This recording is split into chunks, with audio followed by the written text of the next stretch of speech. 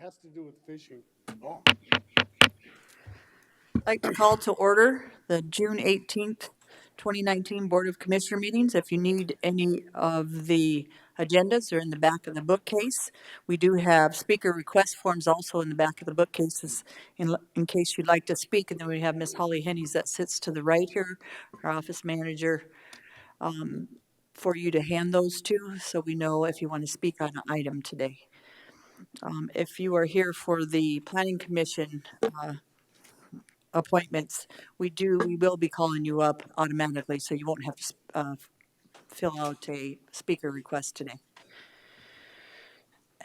And first, we'll have the moment of silent reflection and the Pledge of Allegiance led by Highway Superintendent Joe Miller.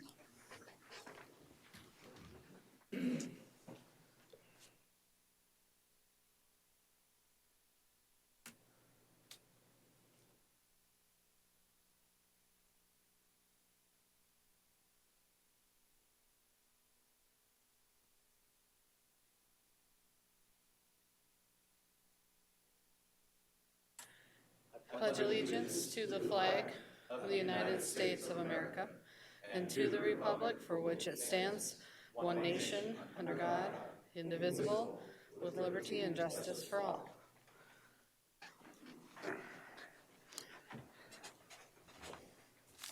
Thank you. First, we'll have a motion to approve the agenda. so move.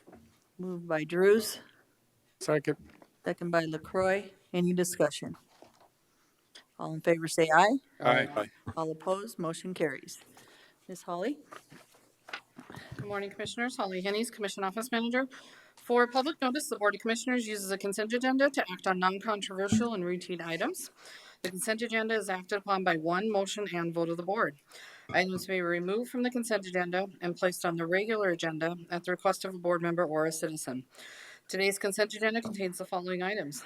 Approval of the minutes from the regular meeting of June 4th, 2019. Number 6 is to acknowledge the resolution for a minor adjustment to the road district boundaries of the Cavern Road District as presented by the auditor. Number 7 is to acknowledge the notice of intent to conduct a raffle by the Silver City Volunteer Fire Department.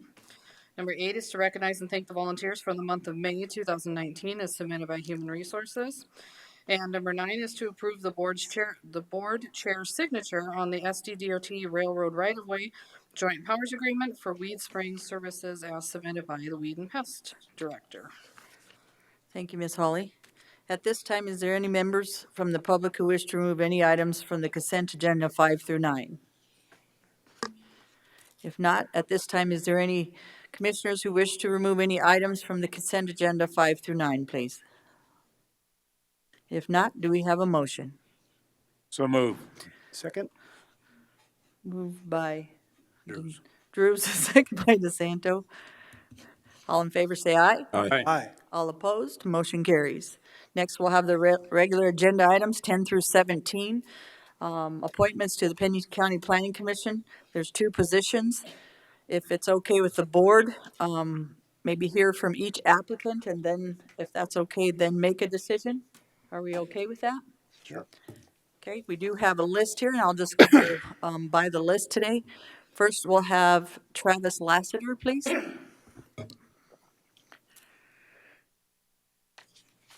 Good morning, Commissioners. How are you doing today? Travis Lassiter here, and I request the board consider appointing me back to the Planning Commission. I've served for almost 3 years, 2 years of which I've been elected as chairman by my peers on the commission. If the board is looking for experience in rewriting zoning ordinances, then it's important to point out that I've been involved in 3 committees doing so. I was invited to serve on the Alternative Energy Committee shortly after being appointed in my first year. After that, I was asked to be a part of the Mining Ordinance Committee, and most recently I served on as the appointed chairman for the Special Animal Keeping Committee.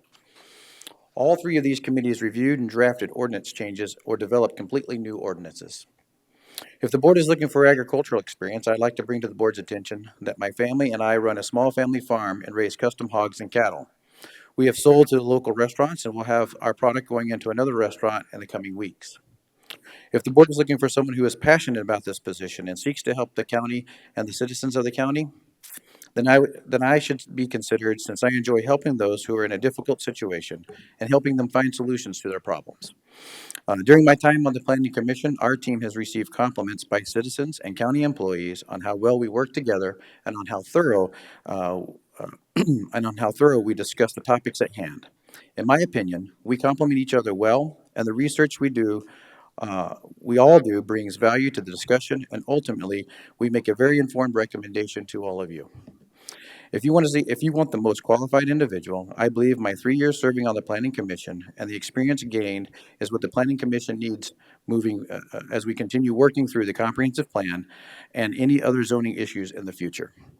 My record shows that I work to be familiar with the items on the agenda and make non-biased decisions, and I believe I'm a proven leader among my peers. I've enjoyed my time serving the citizens and working with the staff and would like to continue serving on the Planning Commission for a second term. I stand ready for any questions that you may have and hope that you'll consider me as a candidate for appointment on the Planning Commission. Thank you, Travis. Board, do we have any questions for Travis? Not this time. Okay. Thank you, Thank you, Travis. Travis. Thank you. Next, we have Rich Marsh, please. Good morning. In the past 3 years, I've enjoyed my time on the board. I think that, previous to my current employment, I was a civil engineer in the industry, and I bring a lot of technical expertise to the board, specifically with respect to the items that come before the board. Planning issues, zoning issues, septic issues, land development issues, variances to design criteria, et cetera, all are things that are well within my wheelhouse. Similar to Travis, we've kind of had the same experiences over the past 3 years. I've enjoyed all of those issues and helping the county, move forward.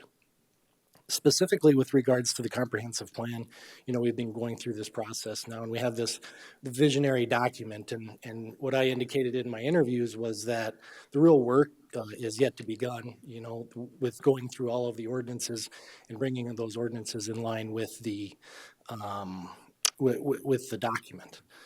So I look forward to that opportunity. I look forward to that challenge. And I'd appreciate your consideration to be appointed back to the board.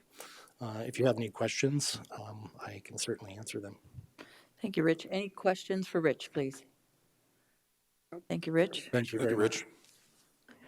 Next, we have Jeffrey Wiggin.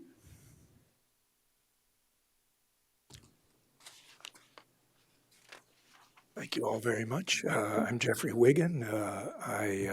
Although I was born here in Pennington County, I have not lived most of my life here. I've been a resident for decades, but like most military people, I was in the Foreign Service of the United States, served as a diplomat overseas, and only returned back to the county in 2015. I'm trained as an agricultural economist, and my job in our embassies overseas was to promote and expand the exports of U.S. agricultural products. That may not be directly pertinent to our work in the county, but it was work that required me to be a diplomat and learn to balance competing and often conflicting interests in trying to come to a resolution that was favorable to certainly the parties that I was working for, the U.S. farmer. While I was overseas, of course, there are always embassy communities. Some of these are very large. I worked in our embassy in Japan, in Tokyo, and our embassy in Moscow. And in each of those cases, I was the head of the community welfare board and head of the housing board. These are positions and boards that are very important for morale. You can imagine in a place like Moscow, where our diplomats have the KGB coming into their homes surreptitiously, that housing is a fairly important morale issue. So I learned in that the importance of not only being fair, standing up to often high-ranking embassy officials who wanted special favors, but also not only being fair, but appearing to be fair. So I'd like to bring this kind of experience to the board. I think it's different and might be helpful. I do not pretend to be an expert in the myriad issues that the county has to face, but I would like to participate. This is my first opportunity after having come back from years overseas to be part of this community. So if you have any questions, I'd be happy to answer them. Thank you, sir. Any questions for Ms. Wiggins, or Mr. Wiggins? Thank you, sir. Thank you, sir. Thank you, Joe. Kimberly Wrench? Kimberly here? Nope. How about Marie Updike? No, okay. If not, board, you have Travis, Rich, Jeffrey, and Kimberly and Marie aren't here today, so those are your choices. How would we like to go about, and Lloyd, can you refresh me how we did it last time? Did we just recommend, or how did we vote? I think we need to split them up, 2 positions. I do have a question for 2 applicants after hearing them all, Okay, but I think it's probably best to come up with 2 recommendations instead of both at the same time. at the same time? Separate them. Separately, sir. Okay, I agree. Thank you. And so we have questions. Commissioner LaCroix, you first? Yes, I have questions. I'm going to ask the same question of Travis and Mr. Wiggins. So I'll ask Travis first.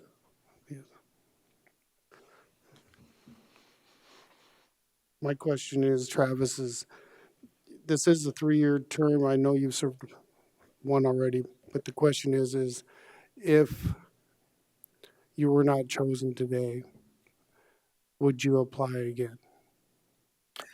Most likely I would apply again in the future, or I'd look for another way to serve in the community or in the county that would best fit the county, where I think I could best fit the county.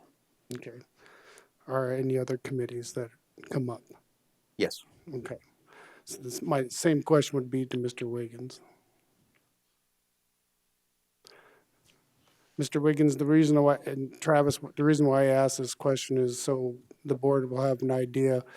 We know you're interested in this position, but I'm looking into the future. Sure. No, I appreciate that. And I think the answer is yes. I would apply again or apply for other positions that were of interest to me, and I think where I could be of some value. Okay. Yeah, thank you. Thank you. Just a little follow-up. Yes, sir. The reason why I ask that question is, number one, is every year we have openings on the planning commission, and we open on that.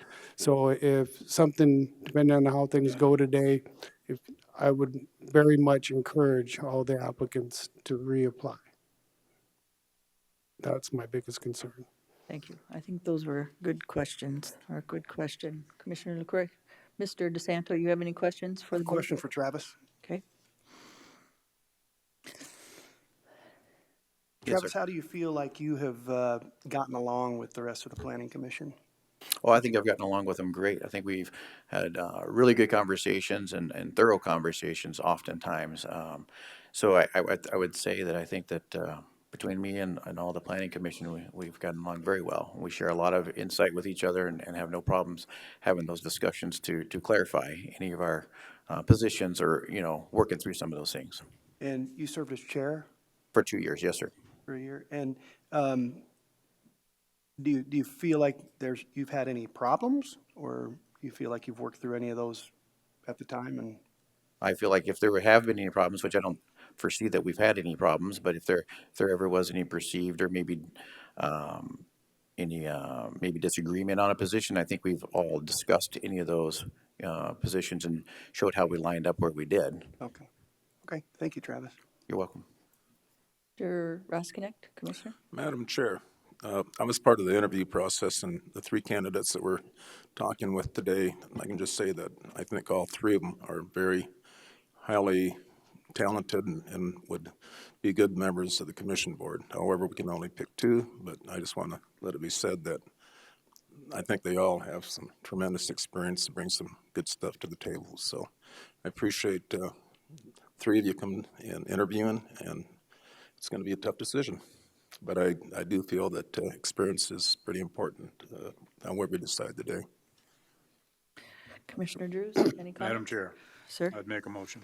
Okay, I'd make a motion to appoint Travis Lassiter to the Planning Commission for a term of 3 years, effective July 1, 2019 through June 30th, 2022. Second? been a motion and a second. Any discussion? All in favor say aye. Aye. Aye. All opposed? Motion carries. We have one more position open. Do we have a motion or discussion? I got one more comment, please, Madam Chair. And maybe one more question for the applicants. Okay, The process that we put into place to have interviews and sit down, I think the process took a total of, what, 2.5 hours for everybody.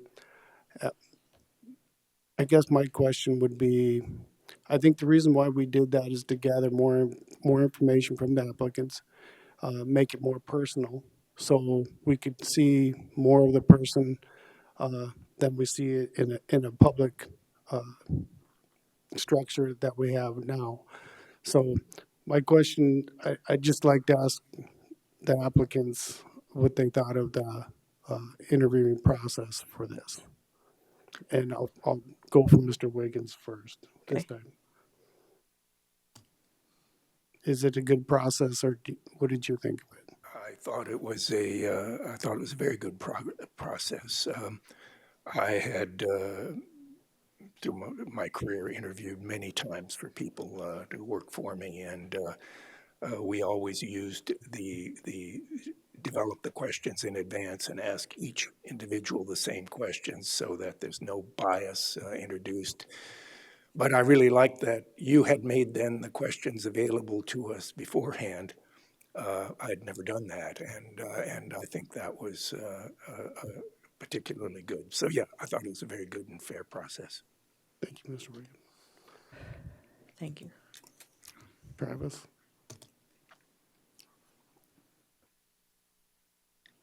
Thank you. I think it's a good process because it did allow it to not take up as much public time. Because whenever I remember 3 years ago when I first was appointed, there was a lot of public time that was taken up when that process went.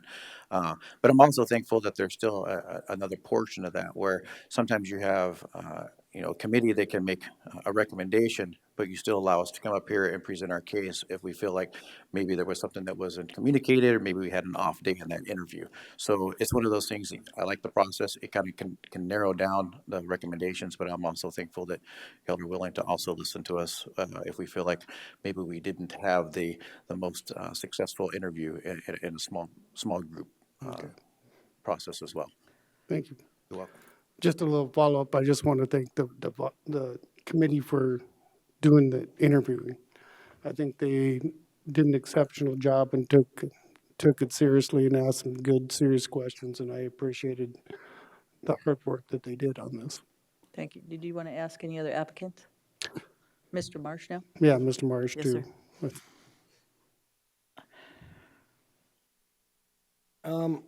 As being a manager in my professional position, I do get to interview a few times. I like the fact that the questions were standardized.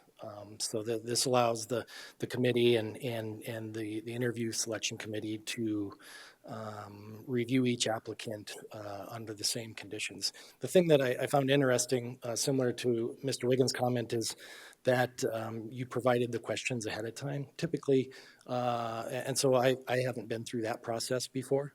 It's an interesting one to me. Typically, when you ask a question, I'm in addition to the answer that they're going to give you, you also, from my perspective, are interested in how they answer the question, how they receive the question, how they think about the question, and so there's some nonverbal communication in my mind that I would normally be looking for on those types of scenarios when you're asking a question. But either way, it allowed all of the applicants to certainly review what your questions were, and then allowed each of us to kind of think about how we wanted to answer them with respect to the committee and everything else. So I think that it worked.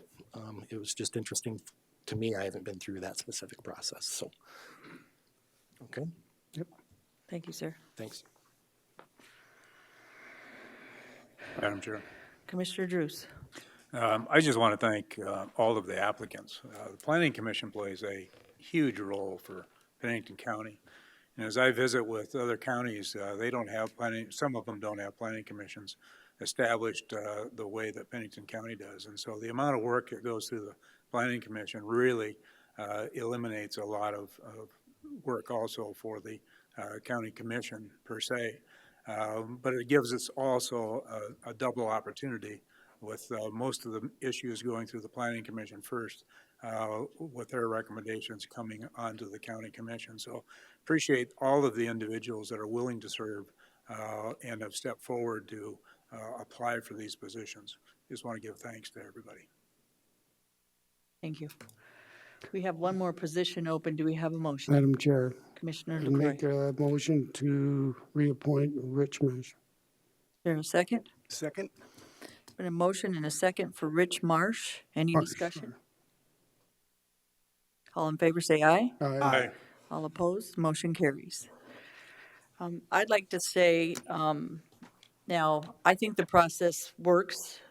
It was set up for a reason also, so we didn't have applicants coming back 2-3 times because we didn't have all the information. Now, Mr. LaCroy and Holly had set this up for us, and I think it's a good process. The bottom line for me and why I picked the applicants I did today, they were all good applicants, and thank you for applying, but why I picked the 2 that were on there again is because I've watched them. They're very fair, they're very unbiased, and they do their research. And they're willing to speak out when something doesn't seem quite right. And I like that. And I liked it in both the applicants, and not that the other ones couldn't do that, but with the experience and the things we're moving forward with in Pennington County, they do have that experience right now. And Lloyd is right, there's opportunities in this county. If you ever want to know the opportunities, Miss Holly and Miss Joan from our office have tons of opportunities in Pennington County to move forward. And that way also your team that's up here and your team that works for Pennington County, the people that work here, they start to get to know you as well. And that makes a huge difference. Get on some of the committees and get on some of the things so people start to know who you are. It's huge. But bottom line is, I think the 2 we picked have done an awesome job. And for me, I couldn't replace somebody that hasn't also have been to the meetings and haven't missed a bunch of meetings, because it's also commitment in every way with, again, research and showing up for the meetings. You signed up for something, and we don't have quorums and stuff a lot. I remember being in the city and not having quorums and having to reschedule. That's huge. So thank you for all applying. I think we all had good discussion up here and told why we picked some of the ones we did or why we didn't, or that everybody did a really good job. So thank you again to all the applicants today. Madam Chair, Commissioner LaCroy? did you have something? Go ahead. I just wanted to do a follow-up on this. I think this is appropriate for the applicants. That one of my key questions was would you apply again? And it's on a yearly basis. And I hope you guys all understand it's a tough decision for this commission to make. We had some very good applicants, and then the interviewing team was torn. And they give the recommendations of what they best have, they feel from sitting down with you. And it doesn't always work out that way, but the process was meant to move forward, and we want you guys all to reapply. I mean, we had some good applicants, and I enjoy it. So I just wanted to express that the team did what they thought best with their recommendation, And it doesn't always work out that way. It doesn't always work out for me up here either, so, thank you. Thank you, sir. Commissioner Chair? DeSanto? I also would like to thank all of the applicants for coming forward and applying. And I do appreciate Jeffrey's experience as a Foreign Service Officer in the ag area, because much of our county obviously deals with ag. So I think that I would definitely encourage you to run again. As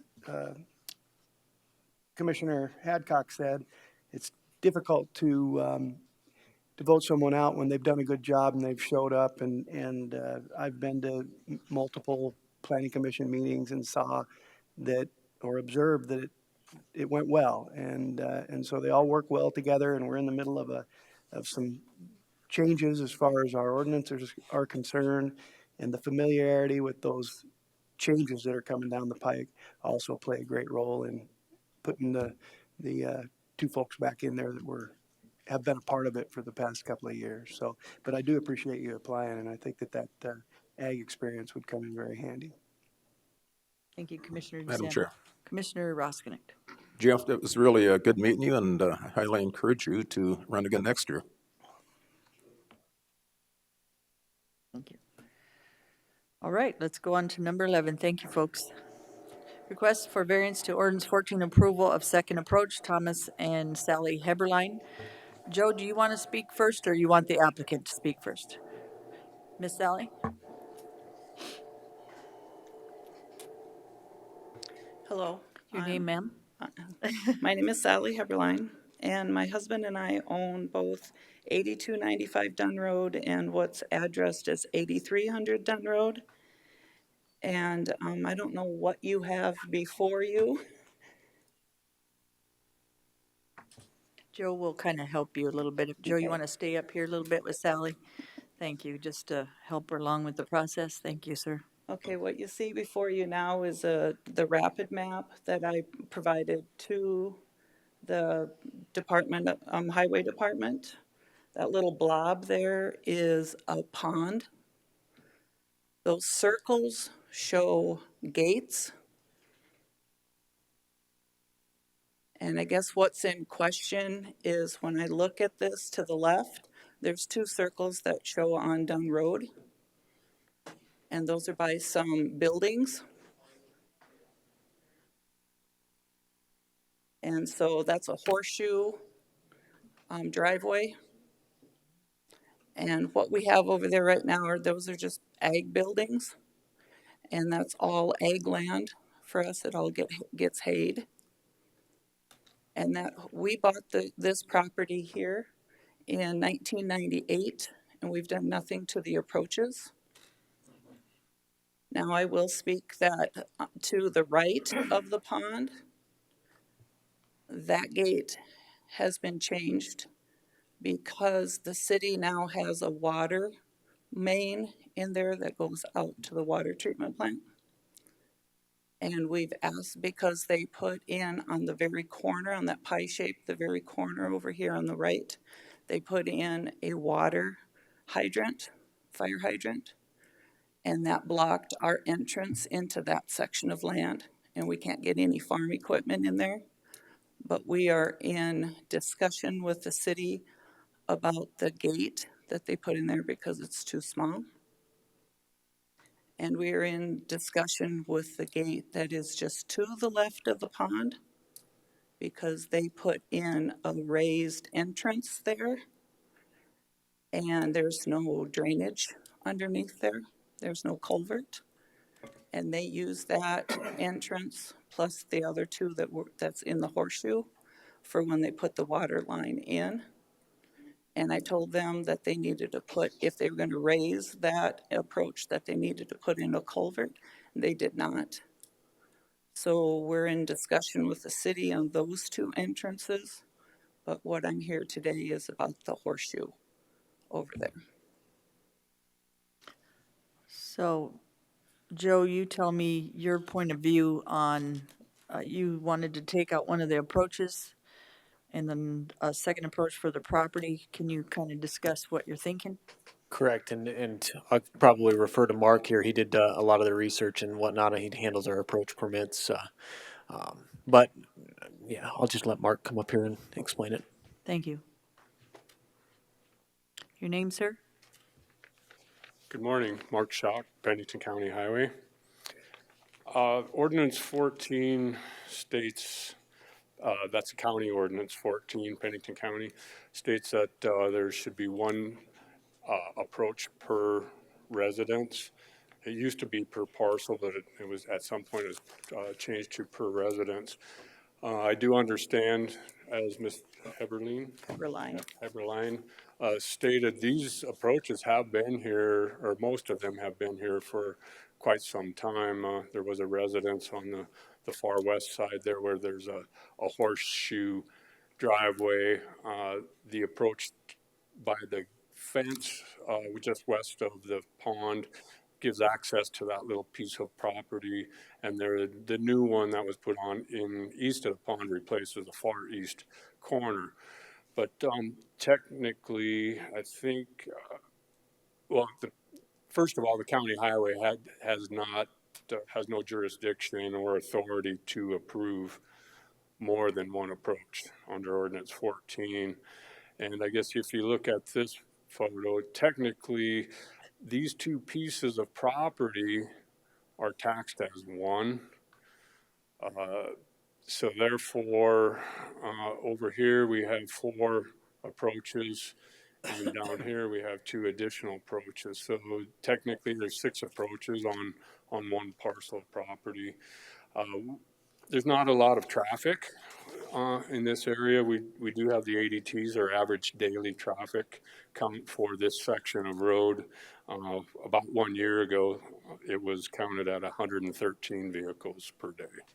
So not high traffic. It is a 50-mile-an-hour speed zone through there. But it says the average speed is that people are really going 39 miles an hour in this area. Corner clearance, not a big issue. The closest one proposed approach is 290 feet, where the actual recommended under DOT road design is 350 feet. So that's not a big deal. But I guess bottom line, the more approaches that are added to a road, the safety factor is reduced. So I guess Highway Department would suggest in this situation that maybe one of those approaches be reduced in the building area here. Instead of a horseshoe driveway, they would just have a single approach that goes into those buildings. But of course, that's up to the commission. Ms. Heberlein is asking for a variance to ordinance 14, and the commission has that authority to go the direction they feel is best. Mark, those 2 approaches that you want to make one, they've been there since 98 or a long Were time? there when we bought the land. When we bought our house, which is kind of that part that's not highlighted. I don't know if I can do this. Like this piece right here, that's where I live. And so that piece, along with this piece, is addressed as 8295, where this piece up here is addressed at 8300. So Do you own both of those? we own the house and the 2 pieces of Okay. land that are highlighted. Thank you. So when we bought the house in 1990, those 2 approaches were there. Do you need both approaches, Ms. Ellie? On that horseshoe, since it's not a It's residence? really convenient, depending on what type of farm equipment we bring in, because that up there is all hayland. And so sometimes we have people with bigger swathers that need to use a different approach. And so, but if we're just doing small bales and it's just a regular tractor with a regular, it depends on what we do. In some years it's different, Okay, I'm going to ask, depending on what we bring in. I'm going to ask the board if they have any discussion for you. Madam Chair. Commissioner We DeSanto. have one more comment. Go ahead, Ms. Ellie. This approach right here, I know that it's on there, it's on the books, because I believe it used to come like kitty-cornered like this, down to, there's like a well and that type of stuff here, and I think at one time, way back, there was a mobile home on there, but it's not been there since we even looked at the property. However, the city, when they brought in their line, it goes clear across this piece of property, across this piece of property, underneath the road, and comes west down this line right here. And we have to allow them access on that easement.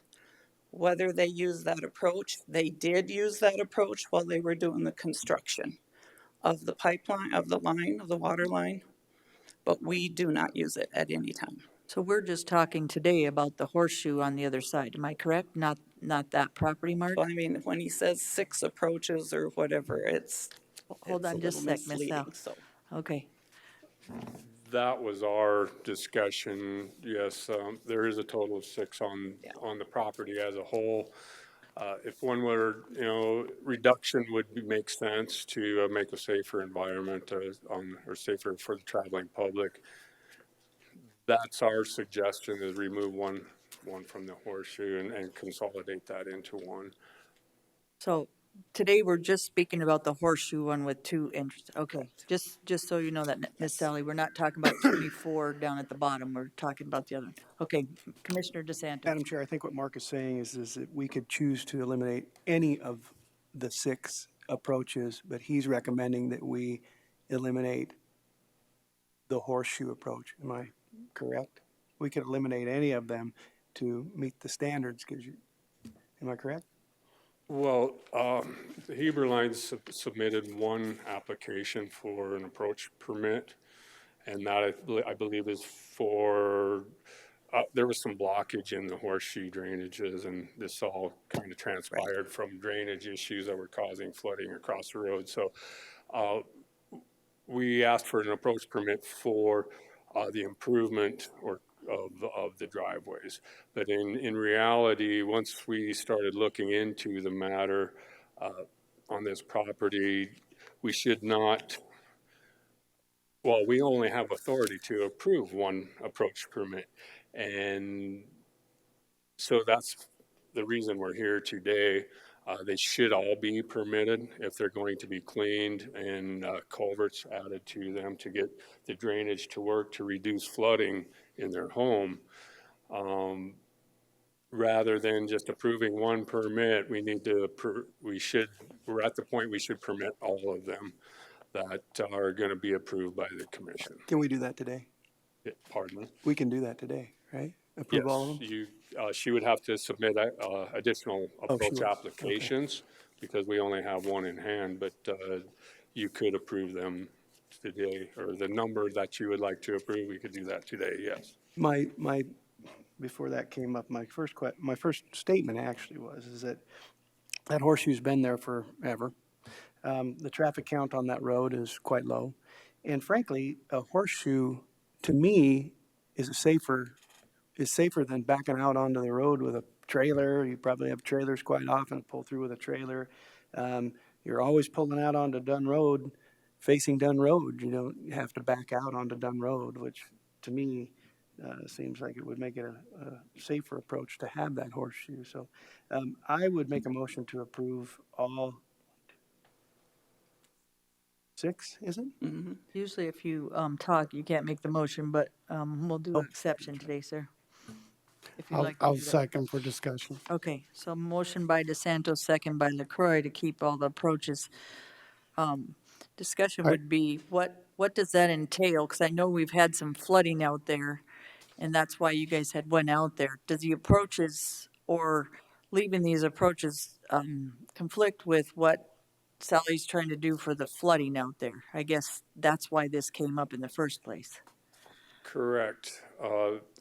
We've all had water issues this year across the whole county, but there's a substantial amount of water that comes across the field there in the far west portion of this photo. Water will shed off of this field into the ditch and is running east. It's supposed to go over to this little water tributary here that runs down to Rapid Creek. but the approach, or the culverts that were in these horseshoe driveways were plugged. And that was causing water to back up and come over the road and come down towards their home. And that's pretty much where this all started this spring, that we said, okay, we realized that these culverts were plugged, but we realized, well, it's the same owner that was having the water problem. So we recommended that they clean their culverts and to reduce their water issues on their property. And in doing so, we found out there were no culverts in farther east. So, And that's the decision the conversation we're having with the city. Okay, right. thank you. Chair. So improvement of the water drainage transpired this into the need for approach permits. Okay, Commissioner LaCroy, please. That was my follow-up question, was the drainage. I mean, that's what caused all this. By approving these approaches, are we gonna, we should be requiring that the drainage be fixed? No. Is that gonna be part of the It's gonna the help, approach? but it's not gonna take care. The guy that we have hired to take care of those culverts, this last time that the water was over the road, he said no size of culvert is going to take care of the water that was going over the road at that time. No, you're but my point fixing. is that they're fixed now, right? They're unplugged? They're unplugged. We've been working on that to get them unplugged. However, they're, according to a guy at the highway department, they're like tipped a little bit. They're not tipped to the right grade that they're supposed to be. They're kind of tipped back. And I think some of that might have happened when the city used those two approaches with their big equipment. And it caused them to kind of settle more than what we usually have. So, we're willing to pick up the cost for those two and change those, but I'm still working with the city to do the ones that are further down to the east. Did that answer your question? Well, kinda. Okay, I'm asking Mart on the permitting process, because the motion on the floor is to approve the 6, so she's still gonna have to apply for them. So you're gonna take a look at those and make an educated decision whether they're acceptable or not before you approve. We did go by there and looked, as Ms. Heberlein said, the two culverts in the horseshoe driveway were cleaned since we had discussions earlier, but their elevation is probably not correct. The farthest east one is way too low in the ground, and the farthest west one is, as Sally said, is tipped the wrong way. It's tipped in the ground to drain to the west, when reality the water's supposed to go east over to the small tributary. So by improving, removing and resetting or replacing those culverts would greatly improve drainage in the area, in our opinion. And then the ones to the west that there's discussion with the city, there also needs to be some improvement, and at the very least, the one that's in the middle or west of the pond, because that would, unless that is corrected, it prevents water from getting to that drainage. Right. So we actually need three, at minimum, the three to the west culverts need to be reset and replaced. Commissioner LaCroy.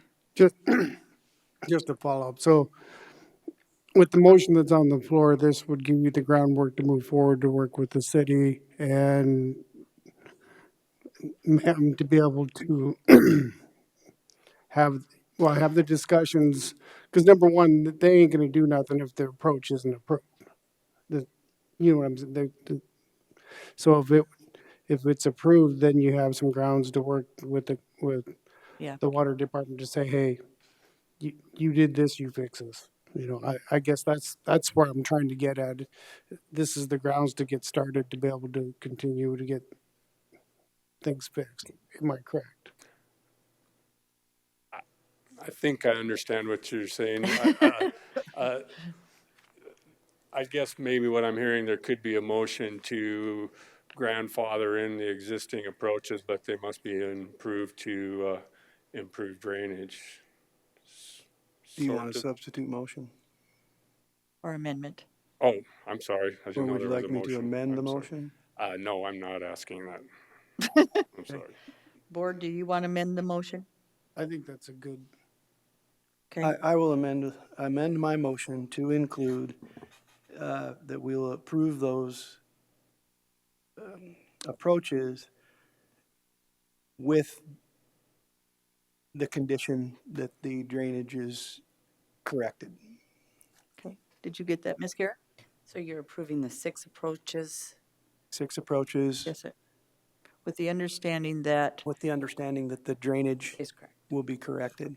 And Sally, obviously, that's in your best interest anyway, because you're getting better drainage and not water backing up into your yard. So. okay, is there in a second? yeah, I'm Okay. okay with that. So we have a motion and a second. All in favor, say aye. Aye. All opposed, motion carries. Mark, quick question. What diameter of culverts are those? I'm sorry, Ron. What diameter of culverts? 15-inch. So they'll, if they would be- replace them, they'll go with the same diameter? I believe there are 15-inch that are in the horseshoe driveway right now. So,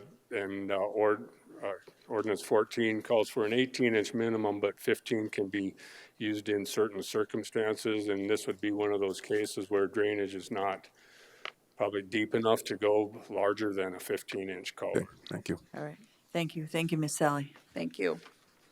Good discussion. Number 12 is items from the auditor. Ms. Cindy, please. Number 1 is Motorola lease purpose interest budget. Whoa, I can't say that. Thank you, Ms. Cindy. Morning, Commissioners. Cindy Moeller, Pennington County Auditor. And yes, the supplement 1912 is to supplement the 2019 Motorola lease purchase interest budget in the amount of $21,245. Do we have motion or discussion? Move to approve. Moved by DeSanto, Second, second by LaCroy. Any discussion? All in favor, say aye. Aye. Aye. All opposed, motion carries. Next is 911 fund budget.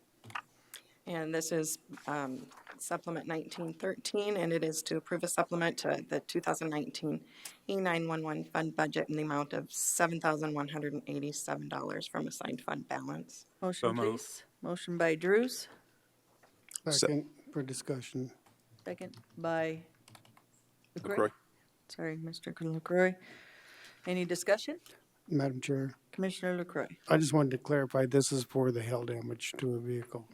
That is correct. I just wanted to clarify that so people knew that we just weren't approving 7,000. Thank you, sir. Thanks. Any other discussion? Madam Chair. Commissioner DeSanto? And furthermore, we also received a check from the insurance company that Yes, covers that this came last year. amount as well. That is Okay. correct. Thank you. All in favor, say aye. Aye. Aye. All opposed, motion carries. Next is number 3, accumulative building fund bond principal budget. And that is supplement 19-14 to approve a supplement in the amount of $5,000 to the 2019 accumulated building fund bond principal budget from restricted fund balance. I think that was just a typo last year when the budget was entered. It was $5,000 short. Move for approval. Moved by DeSanto, second by Drews. Any discussion? All in favor, say aye. Aye. All opposed, motion carries. Thank you, Commissioners. Thank you, Ms. Cindy.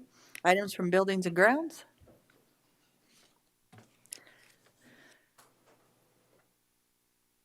Your name, sir? Mike Cool, Director of Buildings and Grounds. Good morning. Morning.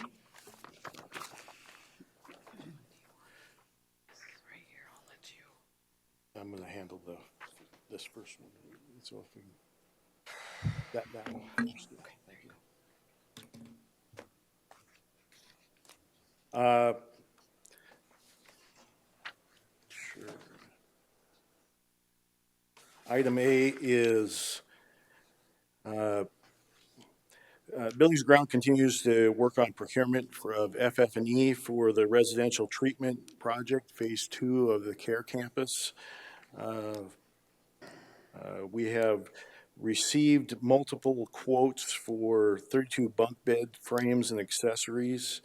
The lowest price we received was from American Bedding Manufacturer, quoted at $20,547.06. The quote is attached to your documentation. This money, I am requesting authorization from the commission for this because it would exceed my $15,000 limit relative to spending project funds. That's the reason why I'm coming before you to request this. This money would come out of the budgeted funds for that project, which was $90,000 for FF&E. I'd been before you one previous time for asking for approval for purchase of some task seating tables and chairs. That was $19,891. So up to this point, if you authorize this purchase, we'd be at $40,438. Thank you. Any discussion? Madam Chair, Commissioner DeSanto. Mike, did this include the mattresses as well? It does not include the mattresses yet. And there's 32 of them? There's 32 of them. What's your? What I would explain to you that these are a heavier duty bunk system, felt necessary relative to this purpose they serve. What do you expect the mattresses to cost? They could be $8,000 to $9,000, I would guess. Any follow-up? Commissioner DeSanto? No follow-up. Do we have a motion? Move to approve. Moved by Roskinek, second by LaCroy. Just one question. FF&E procurement, maybe I'm silly, but what is FF&E? Sorry, often referred to as furnishings, fixtures, equipment, things generally we move into the building once it's complete. Sorry. I I didn't know that. apologize, I should explain that. No, you're okay. Sometimes those little acronyms are like, okay, I'm not getting those, but thank you, sir. There's a motion by Roskinek, second by LaCroy. All in favor, say aye. Aye. Aye. All opposed, motion carries. Thank you. Next is Fairgrounds Stalling Barn Project. I might ask Ron Jeffries to come up here and talk a little bit about the process to how we got here today. Just to provide a little background before I explain, go into some details about this current project that we're looking By at. DeSanto, I think LaCroy and DeSanto hasn't seen that. Madam Chair, members of the Commission, Ron Jeffries, General Manager for the Central States Fair. As you're obviously aware, the fairgrounds is a county-owned property. Central States Fair is charged with managing that property on behalf of the citizens of Pennington County. We serve as a fairgrounds, we serve as two real major roles. We are the center for agricultural activities in the Black Hills. We're also the center for what ends up being a lot of tourism activities in the Black Hills. They just happen to be related to agricultural-based tourism. A number of years ago, we started looking at what could we do at the fairgrounds that would allow us to increase opportunity to bring more of those agri-tourists, as I'll refer to them, to Pennington County. And one of the things we identified that would be helpful in that quest was to build an additional stall barn. So in December of 2016, we went before the city and were granted vision funds to the tune of $550,000 from the Rapid City to build a stall barn. Since then, through great help from both Mike and Commissioner Hadcock, we've proceeded with moving this project forward. It's been before you on at least one other occasion to authorize the pursuit of building the stall barn, and Mike will talk about signing documents to proceed in a minute. But really, we look at the final layout and design for a building. It will give us the opportunity to pursue some larger equine-related events, bringing them to Pennington County, being able to host them. I've done a little math. I know Commissioner DeSanto had asked me a little bit about what math does for these. He likes the numbers part of it. At the projected cost of the building currently, we would need to rent the stalls fully rented out for 7 years, one night a week over a 7-year period would get you to about a payback. So, it'd take you about 360 stall nights to equal the cost of the building to do that. Do that over 7 years, and it's about 51 and change nights per year. So about once a week, we'd have to have that rented completely. We don't see that as a major drawback to proceeding with the project. We're fairly confident that with existing events and new events we could produce, that we will be able to attain that type of occupancy. With that, I think the question about, or before you today, is to authorize Mike to sign documents that allow us to proceed with design and eventually bid documents. To my understanding, it does not require a dollar commitment of any kind from the county at this point. One of the big notes is many commissions before this one have always said, the city should participate, city should participate for activities at the fairgrounds, and this is one time that they have stepped up and done that. So Central States Fair Board of Directors met last night and are willing to commit at this time $200,000 towards the building of this project, which again would be a county-owned facility. So with that, I'll let Mike, unless there's questions. Madam Chair. Commissioner DeSanto. Ron, when this building first started being talked about, we were looking at about $490,000. Am I correct? I wouldn't doubt your Right memory. in that, Yeah. right in that area, and now we're looking at 900,000. Explain what the increase in cost has resulted from. So there's been a number of issues with building the building at the fairgrounds. If you look on the drawing, as we see it here, does this point out? Originally, we had intended to put a building up similar to stall barn number 8 right alongside it. But you see there's a drainage canal that went through here. We've got some elevation issues that go through here. We've got some connectivity, and then we get to the size requirement, which requires fire suppression for both buildings in order to proceed with the new one. So there's been a number of items. That's not the entire cost of building the project, but they have definitely complicated the design and long-term total cost of the project. There's certainly, I think it was, looking at as in early numbers for discussion purposes, I think it's been viewed as looking at what just the cost of the building itself would be without generally site costs and such. So those are things that are rolled into this, into these present numbers that I'll be discussing. The sprinkler system is something that was not contemplated by anybody in terms of how it's in the fairground's best interest to locate this building as close to the existing building, existing stall barn 8 as possible. It's complicated under the International Building Code. Now it requires sprinkler systems for facilities of a certain size.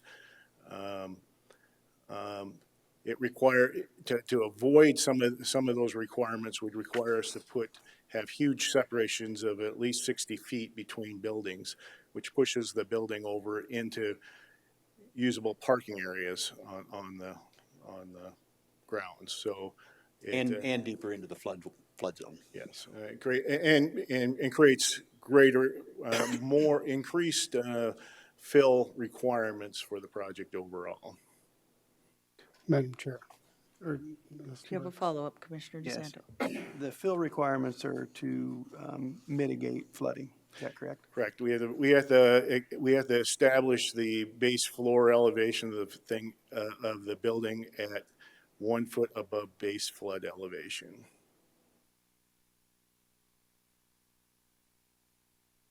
Which raises that. So essentially, it ends up being at the same elevation as barn 8 is currently. Madam Chair. So Commissioner today, DeSanto. you're just coming before us to ask to go forward with the engineering. I am asking for you, since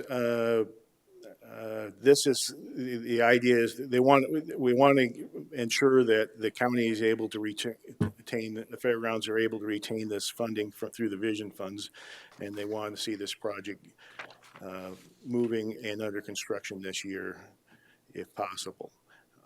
In order to meet those timeline requirements, it's been asked that we find, Buildings and Grounds find the money to make that money available, part of the money available to cover the additional costs. So 200, I have looked within our budget to try and find $200,000 that we could allocate towards this project to make it happen.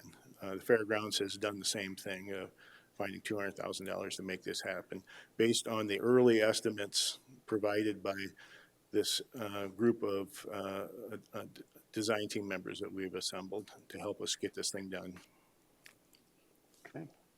Madam Chair. Commissioner, Maybe just to finish out that. okay. What I'm asking for is just authorization to sign documents relative to the application process that we must submit for the city. So if you're approve those, then I just requested that, then my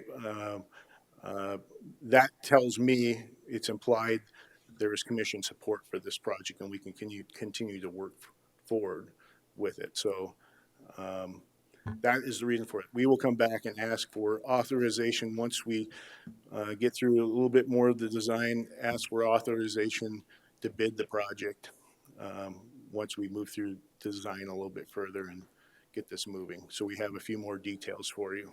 So bottom line, give me just a second, then I'm Commissioner Corey, then Roskinek. So on June 28th, we have to submit a floor plan, a building elevation, and a flood plan that is addressed even to move forward through the Planning Commission. Yep. That also shows the city that we're serious about moving forward on this, and they don't take away those vision funds of $550.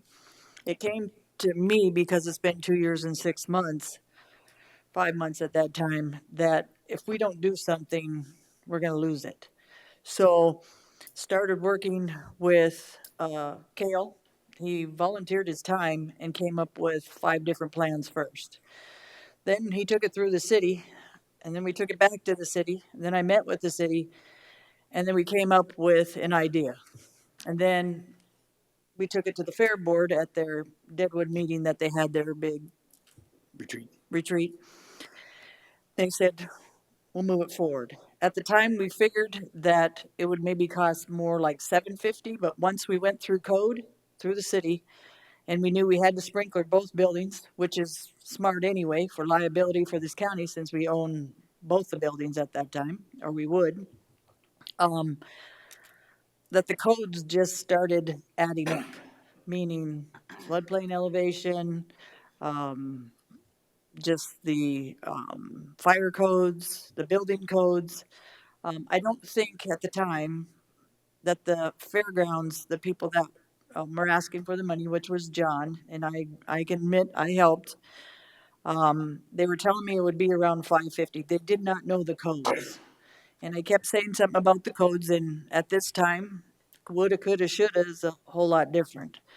But the intention for this barn has been for 5 years of increasing sales, and that's huge for Rapid City, for people coming here. It also is for the fairgrounds and the money they can make off this. Dean has been involved in this from the beginning, Dean Johnson, and he has $1 million horse sales when we have the sales just by himself. So can you imagine what this barn would do for the fairgrounds? So the bottom line is that's why the increase in costs. And then I went back to the fair board and said, guys, I've talked to Mike Cool, and I asked him if he could come up with 200 because it looks like the estimate's around 900,000. And he said he would look in his budget, and I said, well, if he's going to look in his budget, you need to match anything at this point that we are putting into this stall barn. And last night they were willing to do that. And I think for moving forward for the fairgrounds and the county, I think it's a win-win situation. Bottom line is we've got to few other hoops to jump through the city, and Mike needs to do some more work on this, and I've been at all the meetings that we've had. And we have a lot of people that are putting in their time and effort for outside of the county that are in, they believe in the fairgrounds. And that's why they're putting in their time and volunteering their time as well. So anything we could do to move this forward and get this stall barn, I would ask for the support of this commission, and so would the Fair Board. Commissioner LaCroix, sir. Thank you. Thank you, Madam Chair. My concerns that I have is the only meeting that I've missed of the Fair Board is the retreat. And, you know, on the 10th of June, our meeting, the plan was brought forward saying it was moved, the roof lines were changed. We had that discussion along with some other things. Then all of a sudden on Wednesday, I get a phone call saying we're having an emergency meeting and this all has to come forward now. That's shocking to me that I hadn't, you know, I've been following the progress. The building was moved here, and I understand the costs and floodplain, and I understand that throughout the years, I've talked with Ms. Haggard a few times, and she voiced her concerns just as she did today. There are other things that are happening. But what bothered me is the time frame and bam, bam, bam, without no thoughts and consideration. Even at the emergency meeting last night, I heard a lot of discussion of people of different things. That brings concerns to me that it's that fast. I reached out in the last minute to find out, is there anything the city's doing that's requiring us to do this fast? And I haven't got a response back from that. Apparently at the retreat, there may have been some discussion or something. I don't know. Nothing was reported to us. But that's my concern with this. My concern, what I seen was, we all support the fairgrounds. We know that's a good idea. And there ain't a commissioner up here, I don't think, who doesn't support it. It's just the time frame and the push to come forward. And the only thing that worried me was, the biggest thing that worried me was when I seen the 200,000, it was going to be shifted from the jail project funds without any discussion. Without any discussion, we were going to take this money and allocate it. What you just said was, all that's not set in place now, but you want to sign the documents. I have no problem with that. But not having a discussion of that money, a good long discussion, I think warrants the commission's thought process and input before that gets allocated out. So Those are my concerns. I absolutely admit everybody supports the fairgrounds and the process of this going forward. It just seemed in a short period of time we needed to do that. That's my concern. Can I respond? Hold on a sec. I will, only because I think there was thoughts and consideration a lot in this from a lot of people, but no one was moving forward. You missed the retreat, and that's where a lot of this came forward and was explained and what was going to happen. At that point, we had no idea about the cost. Mike is saying jail stuff, but at this point, we haven't committed any funds. He's just looking at those funds, so that hasn't been committed. If this board believes in this project, then that will be determined where those funds will come. That's when all that will come out, because this isn't to authorize to go out for bids. This is for him to sign documents to move forward at June 28th, we want to move forward on the floor plan, the building elevation, and the floodplain. So this all needs to come to pass about what that guesstimate is, and then it comes to pass where this board decides. If Mike says, well, I think the best spot is to move it from the jail money, then we discuss, okay, Mike, what are the other alternatives? So that hasn't been determined that that's happening.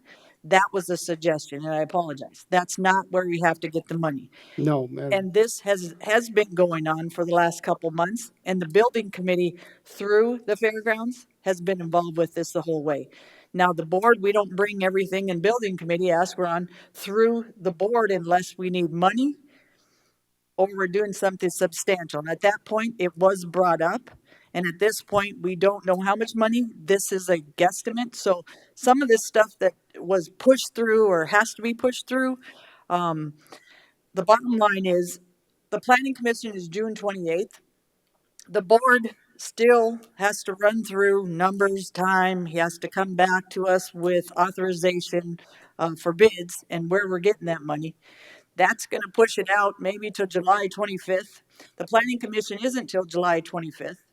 Then what happens is, you already know, you go out for bids. We have to accept those bids. That's what, another month. Then what happens, so this isn't being pushed through.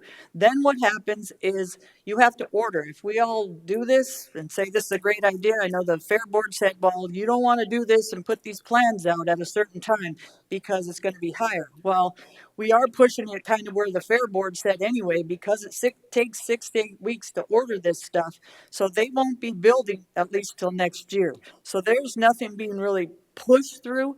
It's that there's a timeline where we already pushed it back then another 6 months, even past this point, which puts us into the next year.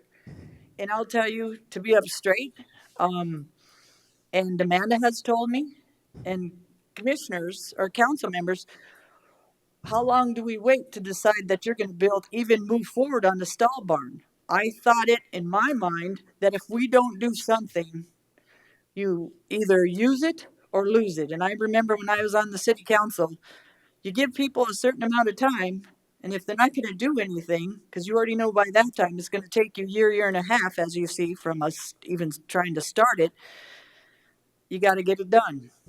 So that's why it's been, and I apologize, Commissioner LaCroix, I probably should have, if you feel out of the loop, I should have had John from the building committee kind of keep you in that loop, or even this commissioner a little bit more. But we have time to say, no, this is not a good idea, and no, we're not taking that jail money. Can I have a follow-up, please? Yes, sir. You know, I was indicating, I was explaining how I felt Okay. with how that process went and how fast, bang, bang, bang. That's how I felt.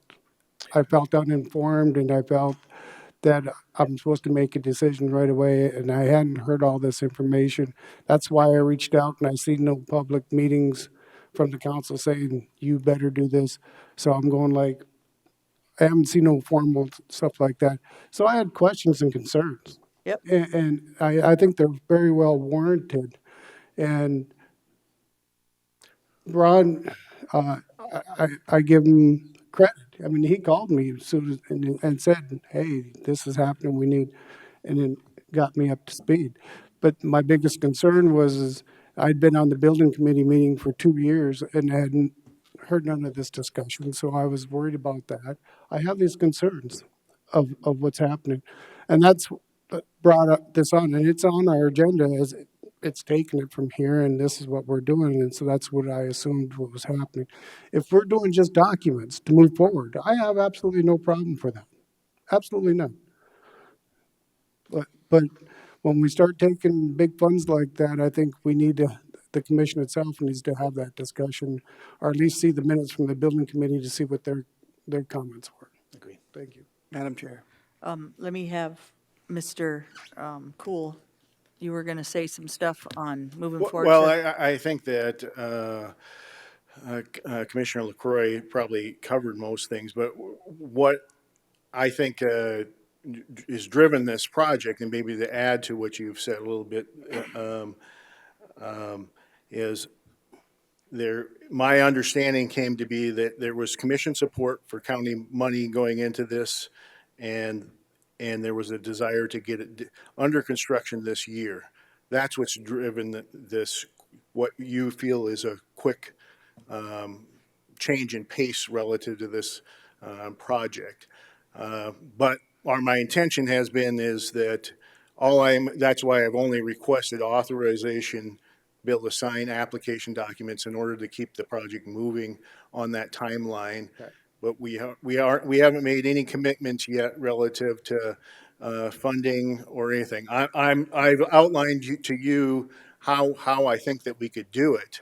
the beginning of it, and I expect that there will be some more discussion about that during the budget hearing. But that's why I've only requested for that authorization to sign those documents so we can hit those scheduled requirements to keep things moving along. May I follow up? I appreciate that, Mike, because, you know, when you go through these agendas, this is what I read and this is what I interpreted, Yep. that this is happening. And that brings up red flags to me, especially with the other ones that happened in a short period of time. If it's just for documentation to move forward, I have absolutely no problem with that at all. My only concern is it seems like it was pre-made and this, all of a sudden we have to make this decision today. And we're just doing the documentation to move forward. I think there's still gonna be a lot of work to be done with the board. That was very obvious last night, and there's gonna be some more stuff going forward, and you guys are gonna have to work together with that.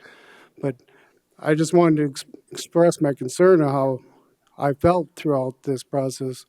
And when I seen that numbers, I'm just kinda like, wow, it was a shock to me.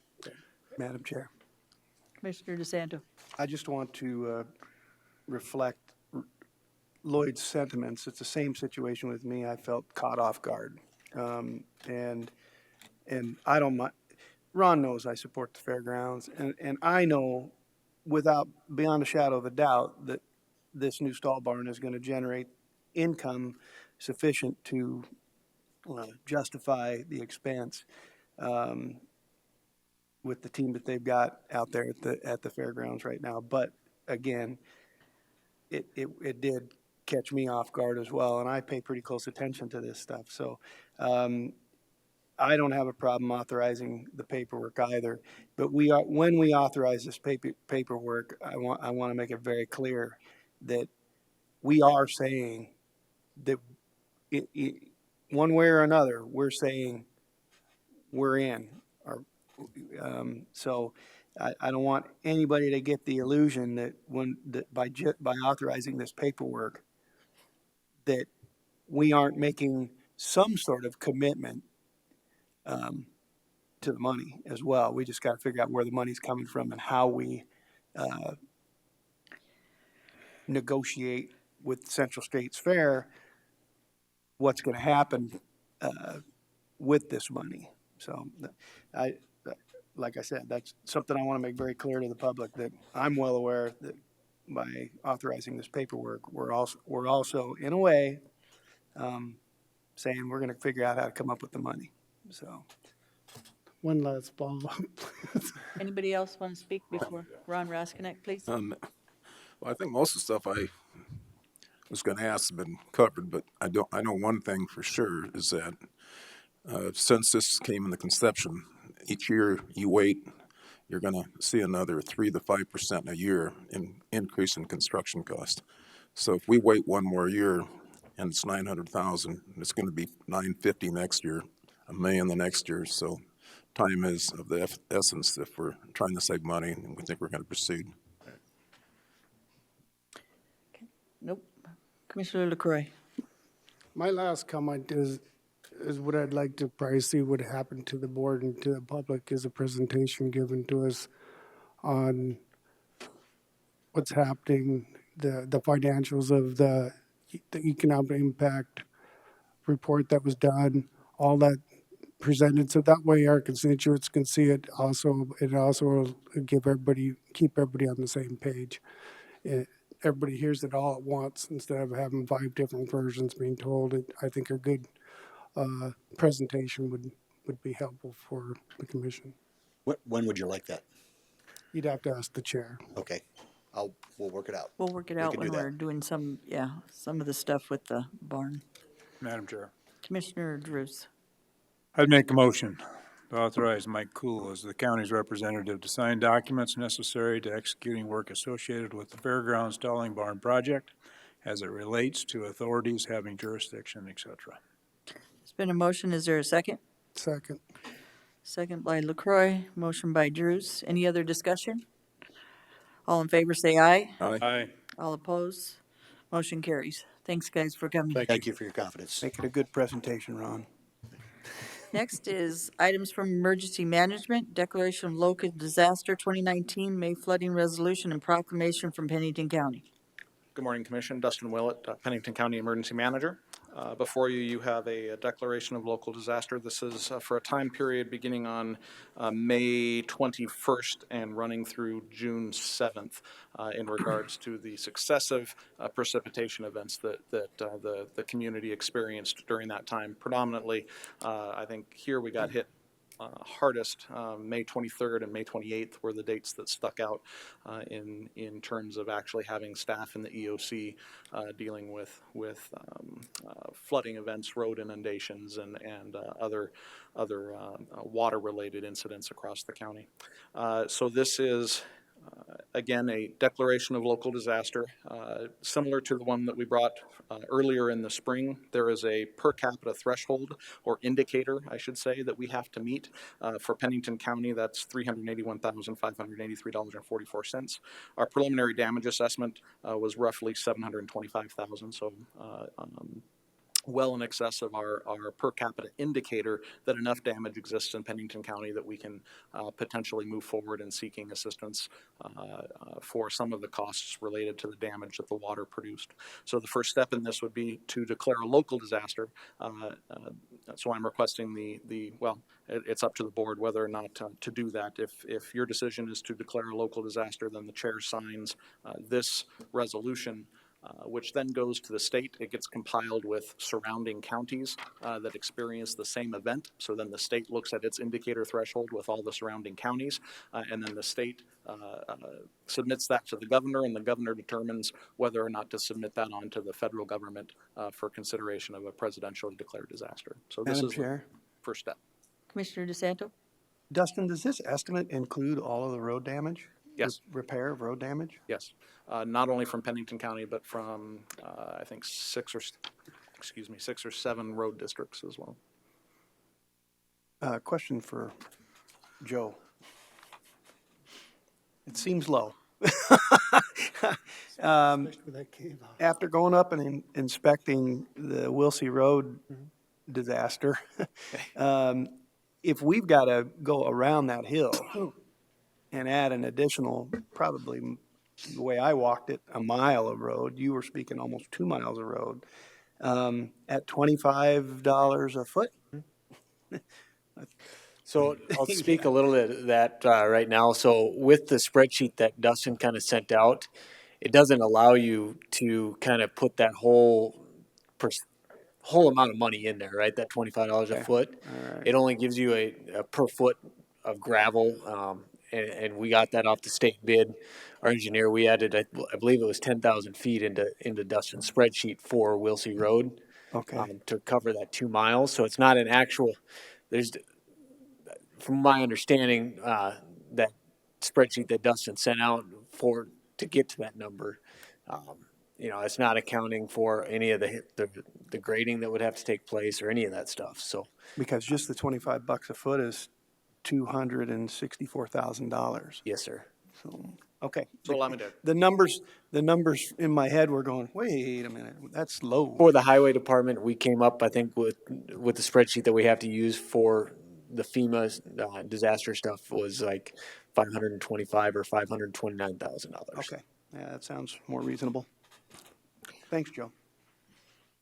And so as a follow-up to that, the clarification there is this is to see if we meet the indicator, which we clearly do. It doesn't tie us into any of those specific numbers. Okay. So if a disaster is declared at the presidential level and the state and FEMA specialists come in to work with us, then all those specific project costs and total project costs really get down into the nuts and bolts and nitty-gritty.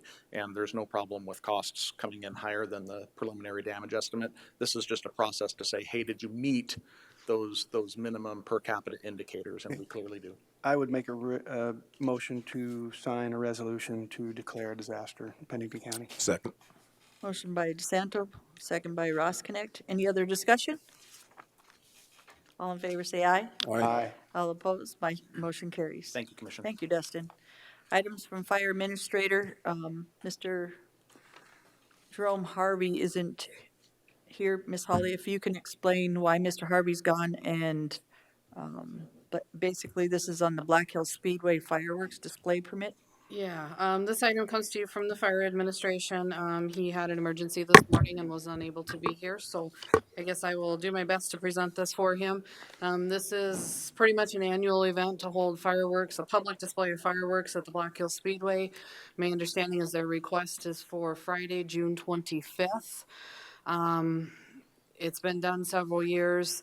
My understanding in talking to Jerome is that there is a question on the insurance coverage and that the applicant did not necessarily want to provide the insurance policy because he was doing a consumer grade fireworks display.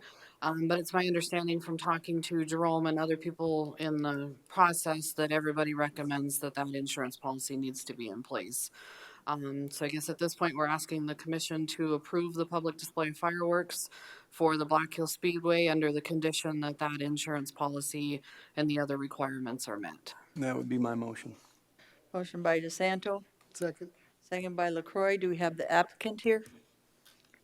Not? All in favor, say aye. Aye. All opposed? Motion carries. Thank you. Thank you, Ms. Holly. Yes. Item 16, South Rodford Road update, please. Good morning, Commission. Joe Miller, Pennington County Highway Department.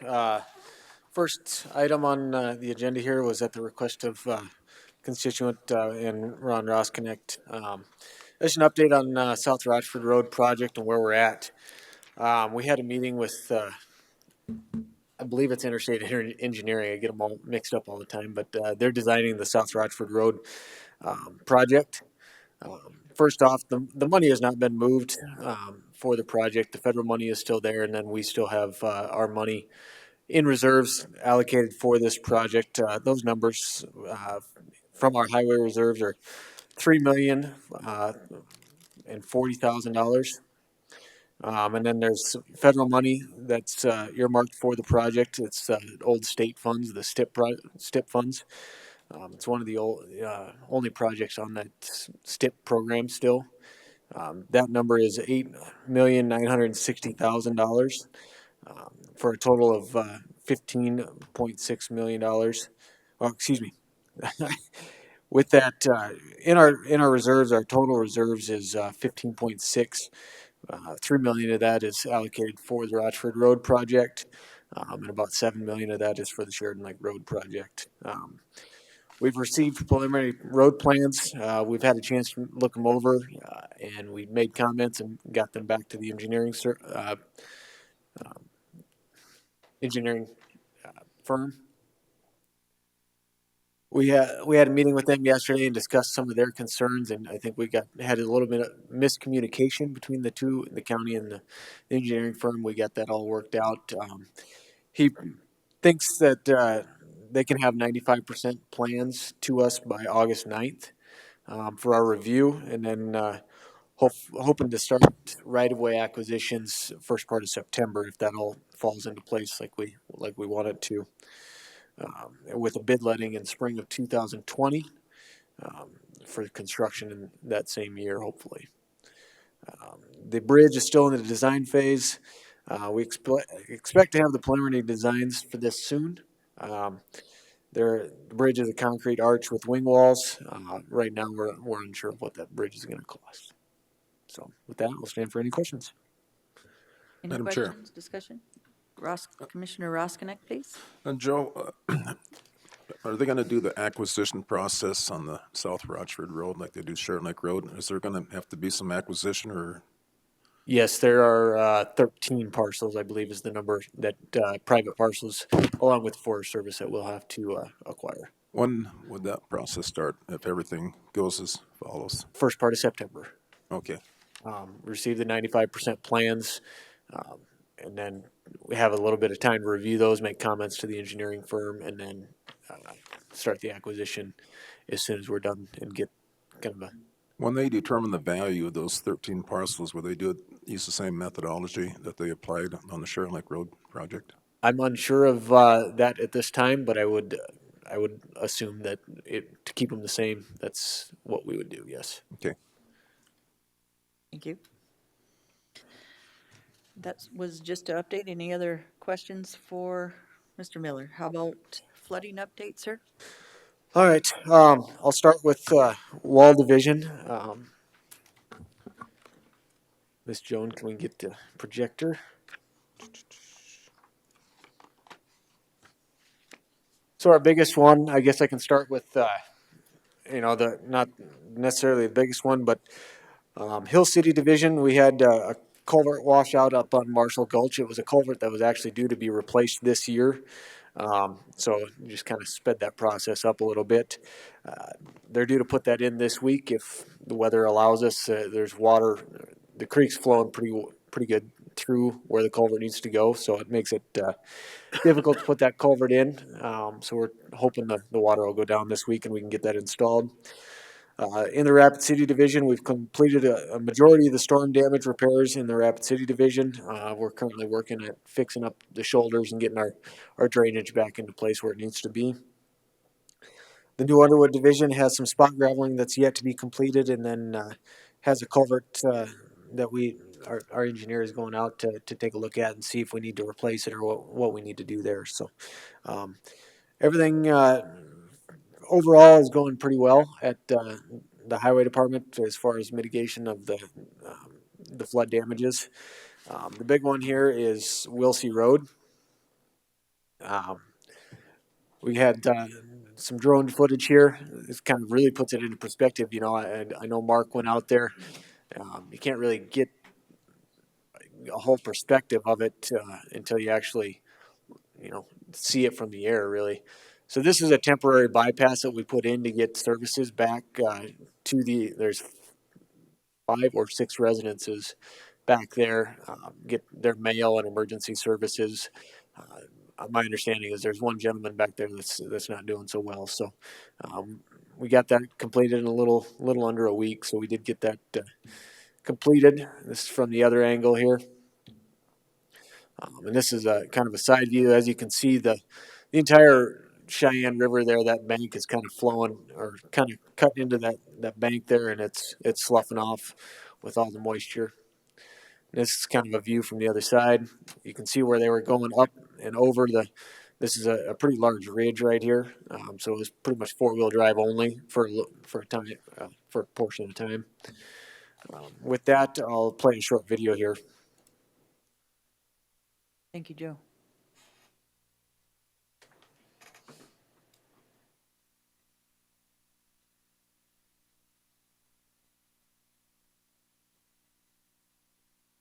The video kind of gives you a real good view of what the Cheyenne River is doing there and the power of it.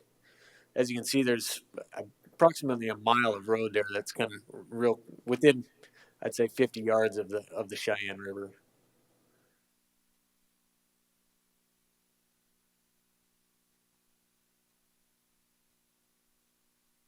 This right here is a culvert that we did, I believe it was 2 years ago, that drains this big draw going back in here. It drops it down into there. We had some washing there, so that there used to be a bunch of riprap that was placed out in front of this, and the Cheyenne has since kind of washed all that away and pretty much left the end of the pipe there.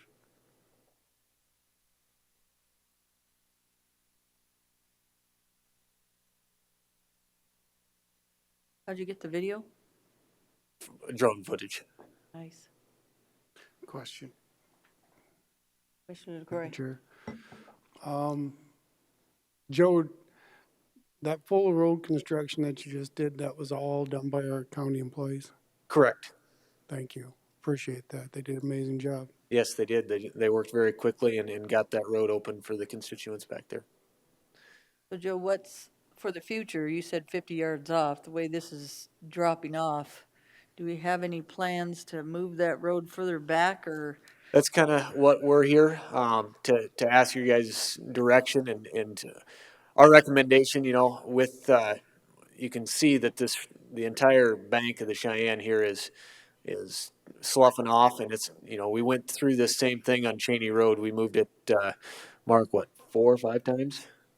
At least 4. Cheney Road runs right next to the Cheyenne, and we lost that portion of the road four times at least. And moving it each time a little further away from the Cheyenne. So in order to kind of alleviate that, we want to do it once this time. I'll let the video finish playing here, and we've got some of the pictures, and we can show you um, where we could possibly go with the road. So with this picture here, you can kind of see that back here there's a bend in the road here, and you can come around. A good place to come up and get away from the Cheyenne would be going up this draw and getting away from the Cheyenne to mitigate any future road sloughing. I think, let's see. How many miles? Oh, you'll have to go, how far is it to that bend? It's approximately 2 miles. Of road? A little more, a little less. You know, I haven't measured it out on foot exactly, but So cost-wise, have you kind of guesstimated? when we did Cheney Road, it cost us about $22.50 a foot. So with inflation, it'd probably be right around that $25 a foot. The caveat to that is I'm not sure that our highway department has the equipment to do this or the manpower to build that type of road. There's some pretty steep draws there to get over. So, you know, with that, it would have to be a contractor come in to build that portion of the road, and that cost, I don't know. So on your priority list, then, where would you put moving this compared to all the other priorities that you have in Pennington County? I think, you know, right now they've got some temporary access. It doesn't need to be done right now or even, you know, say this year still. But something does need to be done. Whether it needs to be done right now, I don't think so. They have access, but if it keeps raining the way it's going in this spring, you know, well, I think we're into summer already, aren't we? But if it keeps raining and we keep getting all the moisture, you know, there's a chance that we're gonna lose this road again. So if that were to happen, I think that would be the time to move it away from the Cheyenne permanently. But right now, I do believe we've got some time. Thank you, sir. Madam Chair. Commissioner Joe, how do you Rossman. handle the right-of-way situation? Because I assume there's a right-of-way or easement for the existing roads, so if you move it over, you're probably going on private property? Correct, and we've already, Kersted's is the last name of the people that own that. They're very easy to work with. We did get 6 acres of temporary easement to build this bypass from them, so I thank them for that. And they donated that. You know, we pay $100 an acre for that, so they donated that to us to get this bypass to allow the constituent or the people beyond there to get access. So, Madam Chair. Commissioner Drews. Pictures are a little bit deceiving. Doesn't really demonstrate what that elevation is where Joe's talking about that probably have to go. What's the altitude difference, do you think, between where the road is now compared to what it would have to be if you go up over that ridge? the top of this ridge right here, I bet it's a good 100-foot difference minimum. 85 to 100 feet. Yeah. So there's some, and then this draw right here, you know, this draw drains a lot of water. You can see, you can kind of see back on this picture, you know, that here's that draw, and it gives you a good view of the terrain, kind of, you know, like Commissioner Drew said, the pictures don't do it justice at all. So with that draw, what kind of a culvert system would you have to provide in that to build a new road? I don't know at this time. You know, it would have to be a fairly substantial culvert, probably a 60-inch or even maybe a box. Okay. Yep. Any other discussion? No. Thank you, Joe. Next, we have number 17, items from Human Resources. You're welcome. Thank you, Commission. Be sure to thank them for us for that road work. Very good job. Your name, sir? Good morning, Commissioners. John Morrill, Pennington County Human Resources. We've got a couple items on the agenda here today. The first one is actually a second review of the recommendation from our Compensation Committee with regard to the compensation review process for the county employment positions, including the elected positions. So at the most recent meeting on June 4th, we received preliminary approval. Today, we're just seeking final approval to move forward with that review process. Discussion board or motion? Motion to approve. Motion by Ross Connect, second by Drews. Discussion? All in favor, say aye. Aye. All opposed, motion carries. Item Thank B, you, sir. Commissioners. The second item is from our supplemental retirement program, Nationwide Retirement Solutions. Years ago had provided a retirement process, a supplemental retirement program through the National Association of Counties. So it was a NACO program. That switched out a number of years ago. It used to be called the Stable Value Plan. It's no longer available, nor can any additional employees make contributions. There are currently 6 employees that are still remaining with that program. They weren't forced to change. They were allowed to continue if they had been members before that program was eliminated here. We have been notified by Nationwide that they'll no longer be allowing any contributions under that guaranteed minimum interest rate that they used to have with that program. And we have until the 26th of this month to actually agree to one of the 2 options that they provided us. So in the memo that I provided, the second paragraph talks about the 2 choices that exist. There's actually 3. If we take no action, that would be the third choice, where they'll actually shut down the contributions. They'll all go into a very conservative interest rate program, and then no additional monies would be able to be contributed as well. Based upon the 2 choices they have, I tried to summarize here. It's a multiple page letter. Option 1 grants a marginally higher minimum gross crediting rate. Again, the guaranteed minimum interest, it's 0.1% higher than the option 2, but it also limits the amount of money that our participants can move between their funds in any given year to only 20% of the funds. Option 2, again, is a 0.1% lower interest rate as they phase it down. Both of them will eventually end up the same 0.5% interest, but it allows the current participants to move up to 40% of their contribution or their sums that they have in the fund. They can move up to 40% annually. My recommendation would be to choose option 2. In the past, historically, this had gone through the auditor's office. In the process of transitioning all the HR-related items to the HR office, this would be my first time reviewing this. That's my interest in bringing it to the board for review. I wanted to make sure that you were aware of the changes and then seek approval to actually move forward with a signature on this using option 2 as the preferred choice. Thank you, John.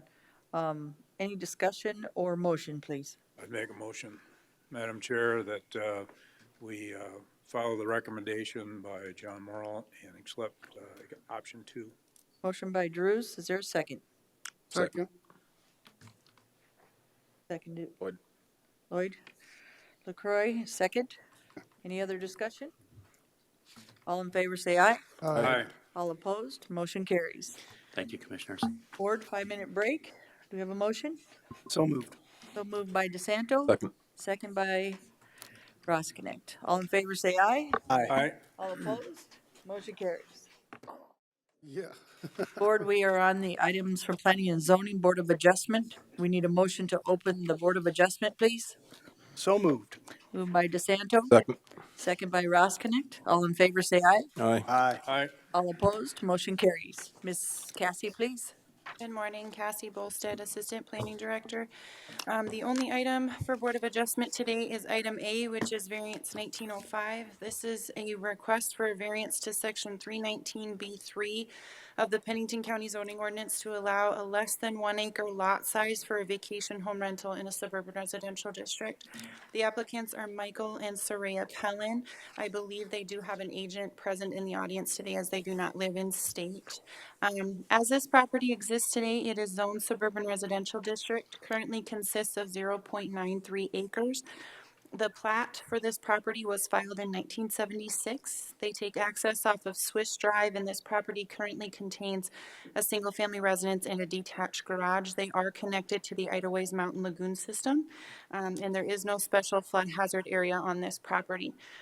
The way that this variance request came about, the applicants purchased this property in 2006. In 2017, Section 319 of the Pennington County zoning ordinance, which regulates vacation home rentals, was amended. Section 319B3 currently states, as long as the subject property for the VHR is a minimum of 1 acre with a combination of acceptable public and/or private systems as determined by the South Dakota Department of Health and the Pennington County Planning Department, VHRs are permitted with approval of a conditional use permit in general agriculture zoning districts, limited agriculture zoning districts, and low-density residential zoning districts, and suburban residential zoning districts. On April 1st of this year, staff received a complaint regarding a vacation home rental being operated on this property without the proper permits. So there was an ordinance violation case that was opened at that time. Since they do have property that is less than 1 acre, they cannot apply for a conditional use permit without first getting this variance. I have met with the applicants and spoken with them on the phone several times to try to bring this property into compliance, explaining the process that needs to be done, where they need to get approval of this variance and then approval of a conditional use permit if this variance is approved. So on May 15th, they did apply for this variance and submitted several documents that you should have included with your packet regarding their request, including a written statement for the purpose of the request. There are currently several other vacation home rentals that are permitted within the Idlewild Mountain development. Since the 2017 amendment to Section 319, I do want to point out that there have been 2 other variance requests of this nature. There was variance 1701. That lot size was 0.91 acres, and on March 7th, 2017, the Board of Adjustment denied that request. There was also variance 1703. The lot size for that request was 0.84 acres, and on February 21st, 2017, the Board of Adjustment denied that request as well. So there are those 4 criteria for the variance that the Board of Adjustment needs to consider. The first is that specific circumstances or conditions such as exceptional narrowness, topography, or siting exist. Staff has verified through a site visit that there are no particular physical conditions that warrant approval of this variance. The applicants do address the topography issue on the subject property and in the surrounding area in the written statement that they provided. The second criteria is that the variance does not grant a use which is otherwise excluded from that particular district. This would not grant a use which is otherwise excluded as long as they then got approval of a conditional use permit if this is approved. The third criteria is that due to the specific circumstance or existing conditions, strict application of the zoning ordinance would be an unwarranted hardship. Strict application of the ordinance would not allow this vacation home rental on a lot size less than 1 acre. Thus, they would be required to cease operation of their vacation home rental. It would not be able to be one because they could not get a conditional use permit. They have provided that written statement addressing their hardship as well in further detail. And the last criteria is that the granting of a variance is not contrary to the public interest and is in harmony with the general purpose and intent of the zoning ordinance. At the time of the staff report writing and up until today, I have not received any formal concerns regarding this variance request. So if the Board of Adjustment chooses to approve variance 1905, staff recommends 2 conditions be included. Thank you. Cassie, just one question. You said it's been a vacation home rental since 2006? They bought it in 2006. According to them, they started using it as a vacation home rental in approximately 2015. Okay, and when did they become uncompliant? They've been uncompliant since they started using it that way technically. We just didn't become aware that it was a vacation home rental until the complaint was received in April. Okay, thank you. Any questions for Cassie? Question. Commissioner Drews, please. So Idlewild Mountain does not have any covenants? Idlewild Mountain does have covenants. But no covenants against vacation rentals? Correct. Yep, they don't have any vacation home or any covenants that specifically prohibit vacation home rentals. Okay. Okay. Madam Chair. Sorry, Commissioner Roskinick. I've been getting a few phone calls on this, and there's. Oh, I'm sorry, I'm the owner, I didn't know if you guys knew. Oh. Sir, you get to speak after they're done asking Cassie. They'll ask the applicant, sir. Thank you, sir. No problem.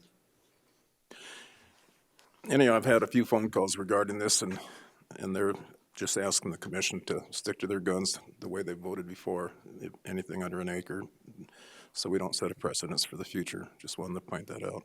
Thank you. Commissioner, LaCroy. Cassie, do we know, through all of you. you said there was two other applicants that, when I was reading through this, that we did deny, they're right in that 1 acre mark. Are there other vacation home rentals in that area that meet the qualifications, do you know? Yes, there are several other vacation home rentals on Idlewild Mountain. The ones that are permitted are either permitted before this 1 acre became effective, or there have been probably 3 or 4 at this point that have actually combined lots. They were lucky enough to own 2 lots and were able to combine it to go over that 1 acre. The Pellins do not have that ability. Thank you. So one more question. How many are under that 1 acre in Edelweiss that you know? Maybe a guesstimate? That I don't know, because there are several of them up in Idlewild, but I know that probably the majority of them are under that 1 acre, but they were permitted before that 1 acre came into effect. Okay. Follow up on that. Commissioner Drews. What year did that become effective? The 1 acre? Right. In 2017. Thank you. And had you had any complaints before now on, because they've been operating since 2015, right? Right. Has there been any complaints until now? I had not received a complaint until April. Thank you, That's ma'am. why I didn't even know it was a vacation home rental. Thank you, Ms. Cassie. Madam Chair, Commissioner DeSanto. could you repeat, when did that ordinance come into effect with the 1 acre? January 2017. 17, okay. Thank you.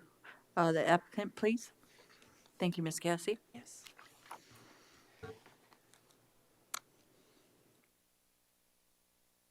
And your name, guys?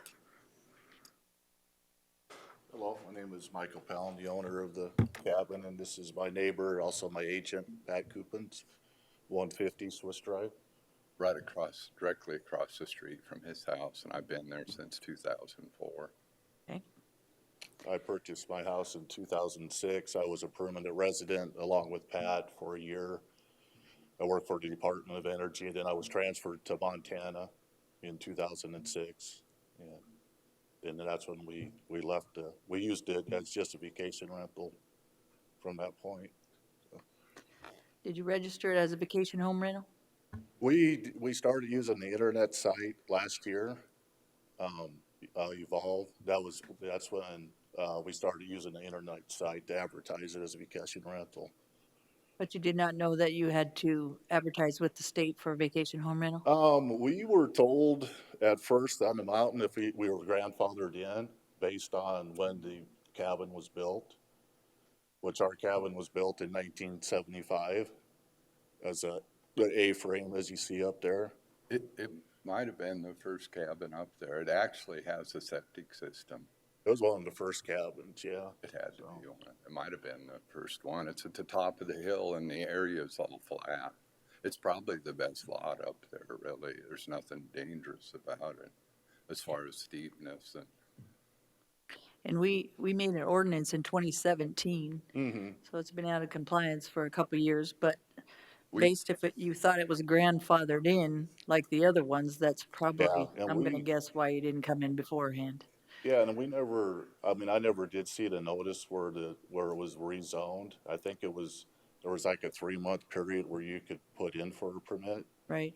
And we don't live in South Dakota anymore, so I don't know what the notification process was, but I never seen that, or else we would have done it back then. I also did not receive anything at all that said you had till a certain date to sign this paper. I feel we should have got registered letters individually. Does anybody know, and maybe you guys know, when did the ordinance come about through the state that you had to register your vacation home rental? No idea.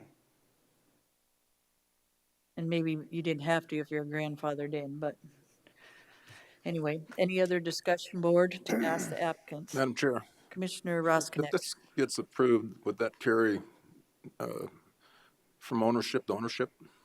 So if this person sells it and the next person buys it, they have the right to continue doing a vacation home rental, and then It's under the next person might not be as good as the neighbor. So It's under a conditional use permit, so that is for how long, planning director?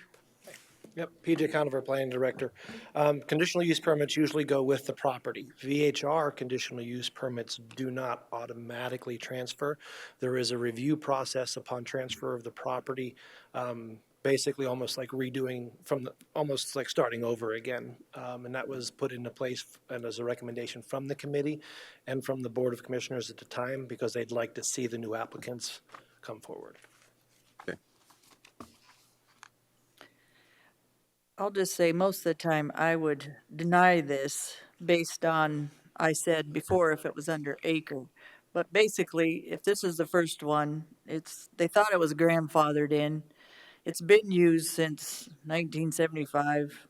He purchased it in 2006. My biggest thing is make sure it's in compliant for me personally, moving forward. And for me, I don't have a problem unless it was, like I said, if it was new and by 2017, that's when you started it around that time, but this has been around a long time, so that's my opinion. Question. Madam Chair. So as far as you know, that was used as a single-family residence from time it was built, 75 until you moved to Montana? A vacation home, vacation home. Oh, it was Yeah, I purchased it from a gentleman from Texas that actually constructed the garage that's on there now. Okay. So we lived in there as we were commuting to, I was commuting to Rapid City for close to a year before I was transferred. But before that, it was used as a vacation home. Okay. Commissioner LaCroix. Thank you, Madam Chair. The reason why I asked how many of the other ones are in that area is because I think it's quite prevalent that for that area. And we've had two other ones that were actually denied. I was the lone in favor vote because they're just barely underneath the 1 acre deal, ordinance. You know, and I'm a firm believer we have to set standards and the commission tries to follow it, needs to follow it as much as possible. But I think our job is that there are some exceptions, and that's where we need to take a look at them because not everything's all black and white. And I feel bad. I have the feeling that we could have some other people come forward on this in that area that got denied because of this. But I mean, one of the things that we also need to look at is the prevalence of vacation home rentals for families and people to be able to have two residents just like yourselves. You started working here, you lived there, you wanted to keep the property, you had to go work somewhere else. So you want to be able to keep it so that you can afford to pay the taxes and keep things up. That's not uncommon anymore. You know, where we're trying to catch up these days is people have probably been doing it for a long time, but just had never known they've had to get registered with the state and the county and a lot of those other things until there's a complaint made. But so I'm in support of this. I'm in support of the other ones. I very much understand the ordinance. They wanted to keep it to 1 acre because in some of the residential areas, it was getting to be too much for people that are close together and they wanted some peace and quiet. But in certain circumstances, in certain areas, I believe it's more warranted than others. Thank you, Commissioner. Any other questions for the applicant? We still need the public, if anybody needs to speak in the public. Thank you, guys. Public, do we have any comments from public on this issue? Thanks, guys. Thank you. Go ahead and sit down. Thanks, guys. Your name, ma'am? Joyce Shagru. I'm a public citizen, an observer of both Planning and Zoning Commission and the County Commission. First of all, I'm going to ask you to oppose this variance, and I'll give you the reasons why I'm asking that. First of all, the variance process to me is a very serious process, and you all should take that very seriously. I've had long experience in working with governments and commissions and boards and legislators and broad experience. This is one of the few places where I have had the opportunity to see an elected board give permission to the public to circumvent the law. The rule of law is very basic to us. So I'm always interested in how you view variances.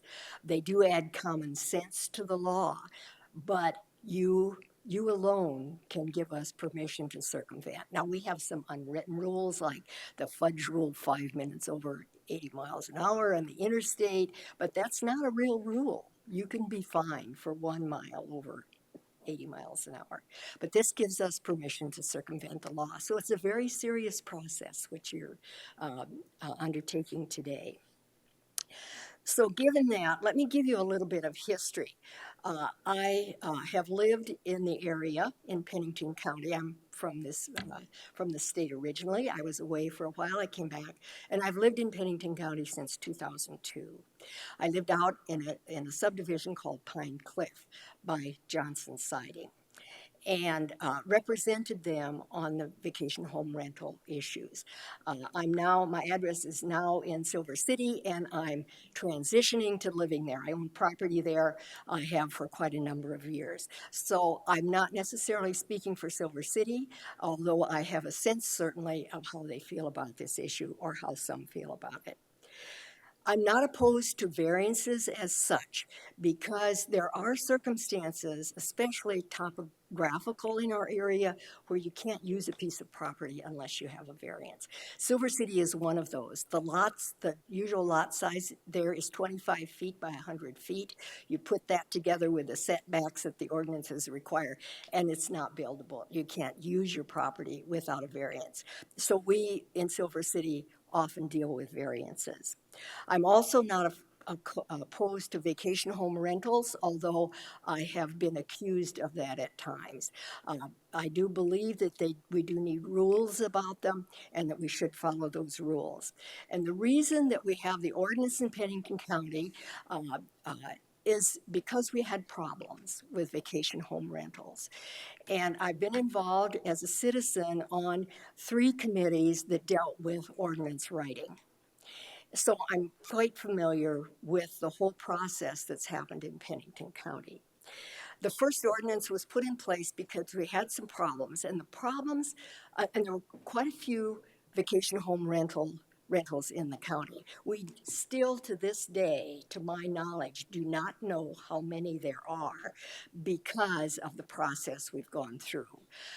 Historically, I believe, and I don't know when the law was put in place, there is a requirement for public health and safety that they have a lodging license from the State Department of Health, and they have to comply with the DENR septic requirements. Those are state laws. They predated my involvement. When I started working with this, there was no ordinance in Pennington County relating to vacation home rentals. So if planning and zoning got a complaint about a vacation home rental, they had no avenue to enforce it. We had to go to the sheriff's office. And so it was problematic. So a committee was formed and we developed the first ordinance. Then there were some issues with that. So then there was a small committee. We re-looked at it. The change of ownership was the issue at the time. Then the third time through, we did again a major rewrite. And that's when the 1 acre rule was put in place in 2017. January 4th, I think, was actually the date. And the problem that confronted us, and for those of you who were on the commission during this process, you know how controversial it was. We have businesses whose only business is vacation home rentals. We have private property vacation home rentals. We have those with management firms. It's very complicated, very controversial. It was nasty. It became personal. It was very difficult. So one of the most difficult things is density. When they're too close together, then the human factor gets involved. So that noise, profanity, invasion or violation of other people's property becomes an issue. So Brittany Molitor from Planning and Zoning was the one who in her research came up with the suggestion that you all adopt that any new ones as of January 4th, 2017, that if I've got my date right there, that they be on at least 1 acre, a minimum of 1 acre. And you approved that. There was opposition to it, of course, but you approved it. So then those that were already out there, we had some, and we probably still have some, that we don't know about. We don't know if they even have a license from the State Department of Health. We have, or that their septic meets DENR. We have those like the one today. I don't know when they got their licenses from the State Department of Health, but they currently hold a license from the State Department of Health, but they were unknown to the county until the complaint came in. Then we had those who went through the original CUP process and they complied with all of the rules, the state and the county. And those are known to planning and zoning because they hold a CUP. But we've got those prior to that first CUP requirement by the county that are still unknown. You can find them. The internet is really helpful.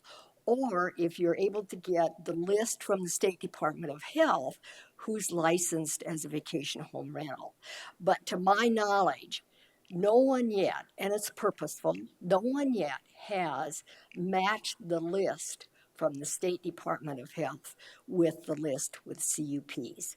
So it's purposeful, I believe, and a lot of it has to do with staff. It's not because they don't want to know, but we don't know who all is out there. That's why we still have those, like the one today, who is out there, who's been functioning for we don't know how long, and probably the new owner doesn't know how long, as a vacation home rental, but not complying. So, and I was appalled, actually, in my little community to find that people here approach things like this with we do it and then we ask permission or a variance. Because once it's done and you have a business, you have a property that you've been using as a vacation home rental, unknown to the county, when you come into this county, you ask for a variance, very often you get it because you've got an investment made. In my little Pine Cliff subdivision, I've got a classic example of that. And I believe it was purposeful and they got their variance. So that's just a thought from a public citizen observing. I don't believe that's the way to do things. I personally do not do them that way, but others do. I don't know if this owner did that or not. Edelweiss, the history of Edelweiss, I was first familiar with that in the 1970s, in the first development at Edelweiss. And it was developed and advertised to those of us, at least who lived in the state, that those could be rentals. You could buy a property there and use it as a vacation home rental. It was a family vacation home. Rent it when you're not using it to cover your expenses. So that's the history of Edelweiss since 1970. So there are a fair number of those residences in the Edelweiss development are vacation home rentals. They're family, there's permanent residents there as well. You have to have those. But a fair number of those are rentals, and historically that's been a use for that subdivision. So I have a hard time believing that anyone who buys property there, because there are so many rentals, you're very likely, your neighbors are going to be rentals, that you don't know that you have to have a CUP or permission. But I suppose there are some, but it's hard for me to believe. We've had the managers of many of those rentals have been involved in the ordinance development, so that's just a question mark before me. So that's the history, but I'm opposed to this variance, and you can tell definitely that I am. For one thing, when we put it in place, we made legal non-conforming or grandfathered all of those who held a current CUP. They could continue. We did put a drop dead date of when you had to come in and apply for your CUP before that 1 acre rule was imposed. So we had a challenge, which I expected, almost immediately. It was close to 1 acre, 0.9 something, close to 1 acre. This is how I would have done it as well. Close to 1 acre, was in an area where there were rentals, and the commission upheld the ordinance and opposed the variance. So we had a second one come in, second challenge. And it makes a difference because you folks change, okay, on the commission. So you have new viewpoints, whatever. The second one, again, the commission upheld. Okay, it was 4 votes. The first one was 3-4 and 1 opposed. No, one was 3 opposed to the variance and 1 in support. The second vote was 4 opposed to the variance and 1 in support. Ms. Shagru, were those in Edelweiss? Yes. Yeah. So, Were they? anyway, so you're setting a precedent. If you approve this variance today, you're setting a precedent. It's close to 1 acre, it's 0.9. This one, though, is different because they've already been in business for quite a few years. The other 2 were new. They were coming in for their initial CUP. So this one's been in business, been in violation for quite a few years, unknown to anyone. And how we learn in this county about violations to ordinances is by complaints. This county, the staff, at least in planning and zoning, does not go out and look for violations. They see them, but they wait for complaints. It's a problem before they deal with it. That's what happened in this case. Now, I don't know what the complaint was, but someone turned them in. Neighbors don't turn people in here, I found out. So Joyce, when you're talking about the other 2, they were new ones or they already were existing and then we denied them? They were new CUPs. Right. Yes, they were not made legal non-conforming. They were new CUPs. But were they operating as vacation home rentals before that? Or they were literally new wanting it in that area? I believe they were initial CUPs. Now, I don't know, I haven't followed, they may have been the ones then that combined lots, so they came up to 1 acre. Right. But I don't believe either one of those was already in violation. Now, planning and zoning could answer that question. I didn't go back and look at them, Okay. Commissioner, but they were different than this one, Okay. in my perspective. Thank you. Okay, then the 1 acre rule has alleviated that density problem for us, pretty much. You haven't had any come before you where that's been a big issue. The ones that have come before planning and zoning now and before you they're concerned about the water, whether there's enough water. Some are concerned about their septics, but you haven't heard those human factor things. The 1 acre rule alleviated those for the staff, for the Planning and Zoning Commission, and for you. So it has really worked well from my perspective. Now, as I've said to you before, I watch planning and zoning agendas, and if there's some new wrinkle like this, I come and I attend. Or if I see that there's a lot of complaints about something, that human factor comes in, so it might challenge, I'll come in and I'll listen. And it's totally different. It's running very smoothly now because of the 1 acre rule.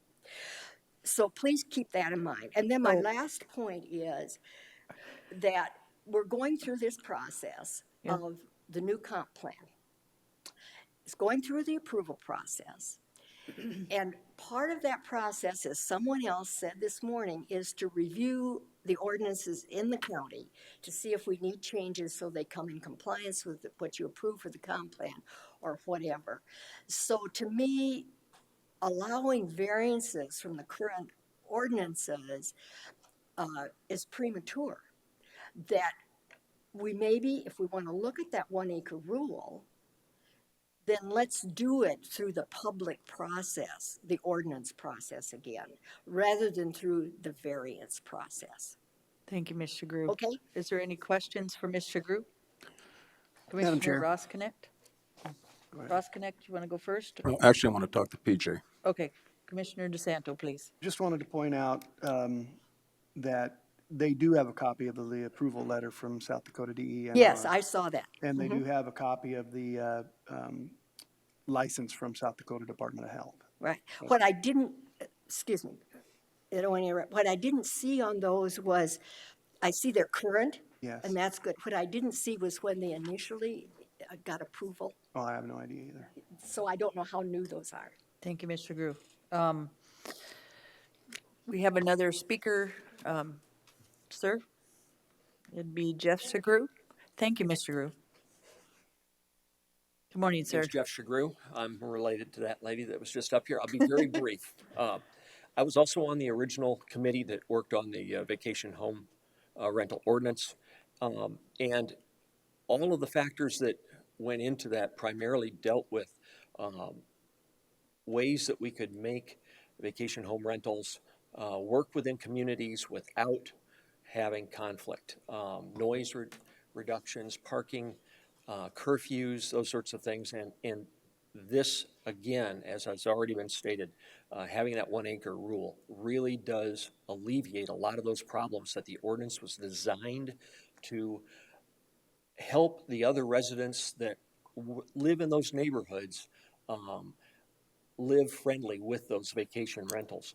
The only other point I really want to make that hasn't already been made is the fact that the state allows people to rent for up to 14 days without having a vacation home rental.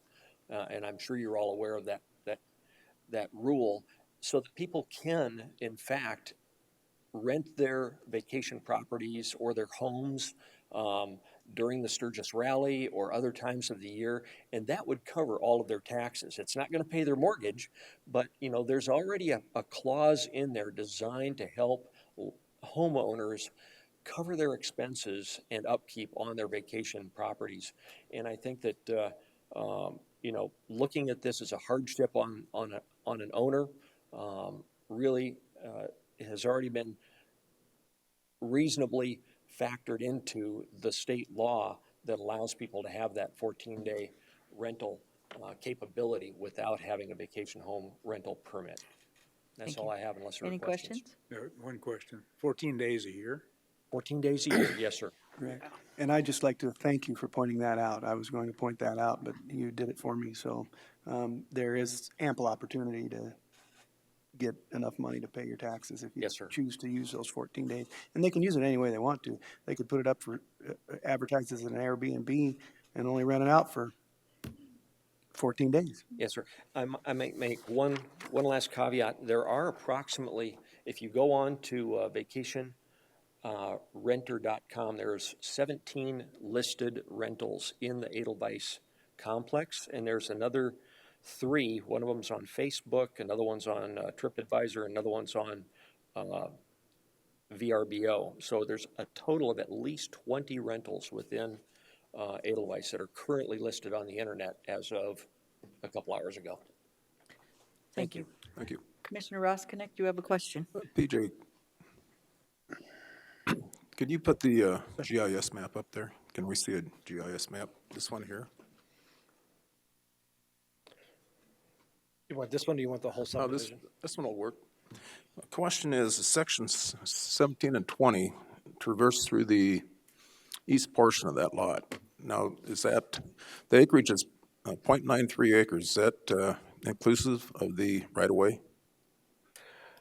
I'd have to look, I'm not sure. I think the author of the staff report might actually have that answer. So, one more question. If the applicant was to do some creative replanting, he needs 3,050 square feet to come in the compliance with the 1 acre rule. Right. And that's another option, is to work with the neighbor to replant. And it's only 3,050 square feet that he would need, and then this wouldn't be an issue. It's just an alternative. Yes, there is another option. That is correct. Thank you. You're welcome. Board, any questions? Discussion? Move to deny. Oh, there's still. Hold on. I just saw you and I apologize. Come up, sir. I apologize. My name is Kurt Cartwright, and I am a property owner in that subdivision. I was around in the 70s when that originally was advertised that as a development where you could purchase property there and build a vacation rental. I did purchase property there, I believe it was in 2015. And after I purchased it, I did find out about the vacation rental rule. So I did rent that house out for a time. I do have it for myself right now. I don't live there full time, but I spend a little bit of time there. I'm in favor of this variance, your approval of this variance, due to the fact that I sat in on a lot of those vacation rental meetings. I was not on the board or the commission. I think the intent of what they were trying to do with that ordinance is still upheld with allowing this property to be considered a vacation rental. I did not choose to apply for a vacation rental yet, but I believe there's 29 vacation rentals in that subdivision. I think with the history of that area, they do have a central sewer system. It is not a septic tank and drain field type situation. I feel that it is the intent of the ordinance would still be upheld with you approving this. Thank you. Thank you, Kurt. Just a couple of things. Basins, we talk about the human factor, and the neighbors haven't had any complaints, obviously, because they're probably in the same boat. To me, it sounds like it's been rented out since 1975, so it's no, new thing. So basically, it's been rented out for about 44 years. So it's not like we're creating something different. To me, that sounds more like they're grandfathered in at that point. When you've been renting your place out and now the county has new rules, and sometimes we even know from taxes or anything else. When do you look online to make sure you're compliant? Unless you think everybody else is doing it, it must be the rule. That doesn't make it right by any sense, but that whole area is vacation home rental. So to me, it seems common sense that I denied the other ones, if I am correct. But based on this information, if this was the same thing, I probably would have done differently. Because if it was an area where the whole area is vacation home rental, that tells me that's a community that accepts them and obviously do not complain about them. So, I don't know. I guess denial for me doesn't make sense unless, like I said, the other two might have been different, but this is not new as we're told. This has been like this for a long time. Madam Chair. Commissioner Roskinicht. I don't think it's a nuisance. It doesn't seem to be a nuisance. My issue is that once we approve this at 0.93, the next person that comes in, how do we say no?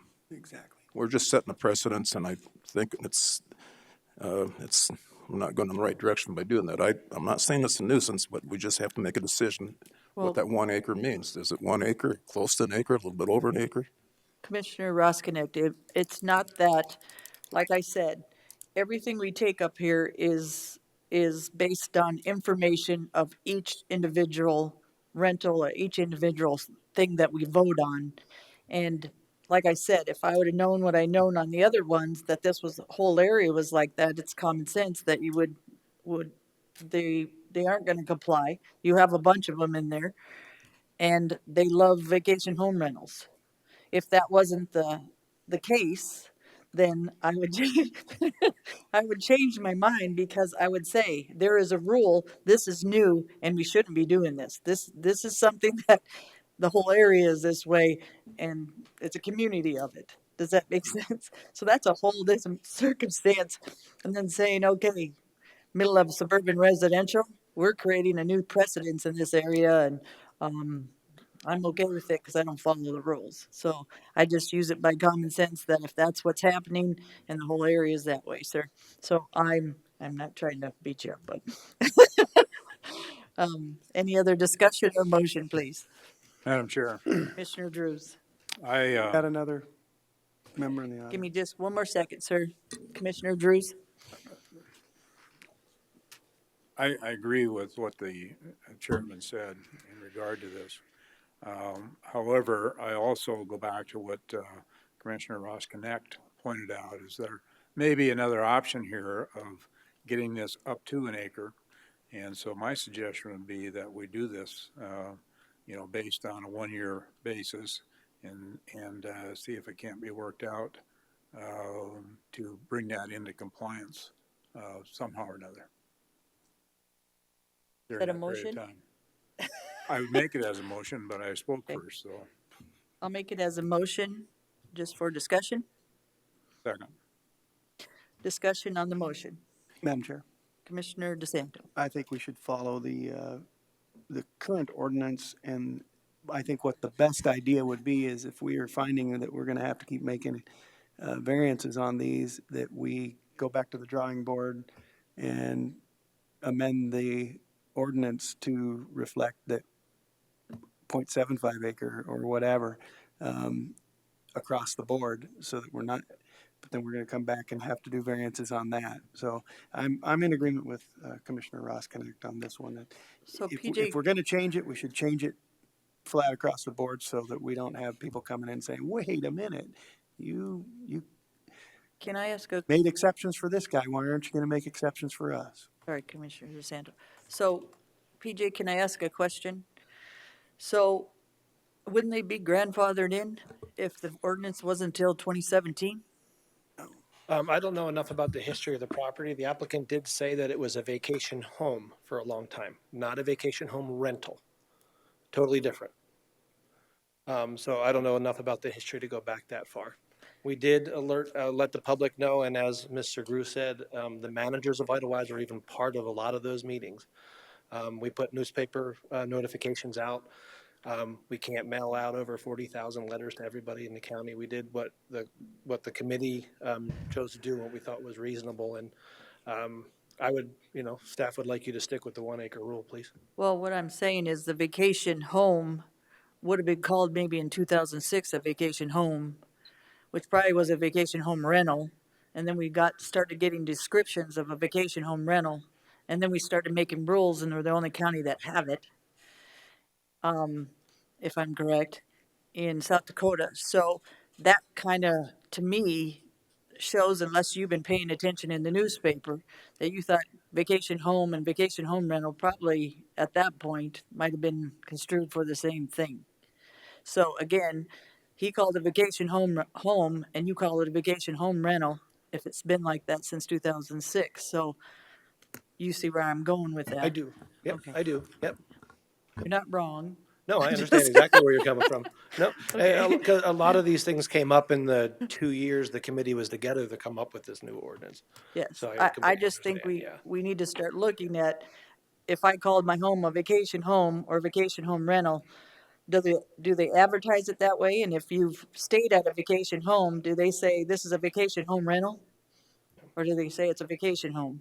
Madam Chair. So, thank you. Commissioner Ross Connect. Actually, the intent of Idlewise was pretty much described earlier.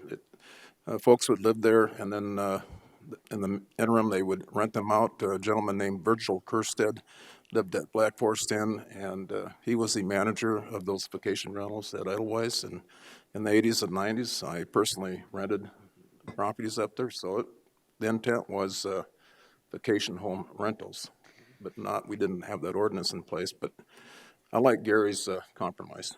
Thank you. Madam Chair. Commissioner LaCroy.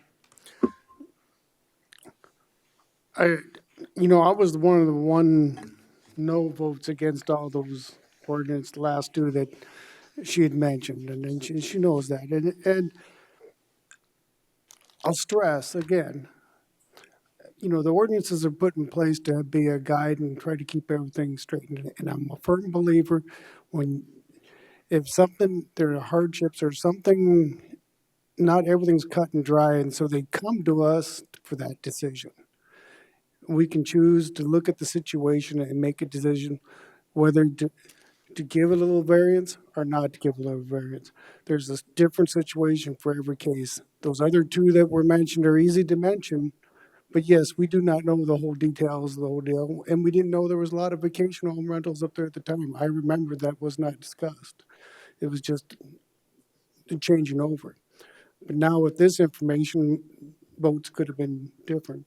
But I respect the commissioners and everybody else for wanting to stick with the ordinance cut and dry. And even the planning directors saying no exceptions. But I think that's what our job is to determine whether it's warranted or not. And the motion on the floor, I think, gives the occupant a little bit time to try and work with his neighbors, and then he'll have to come back next end of year. Thank you, sir. You do have the floor, sir.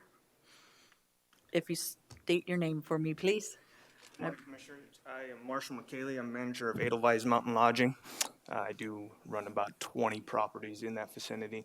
To answer your question, Commissioner, there was one property that had been grandfathered in, and they had to apply for or get an extra property and make that 1 acre rule because they could not come up with enough information pertaining to it being rented out prior to the grandfather system.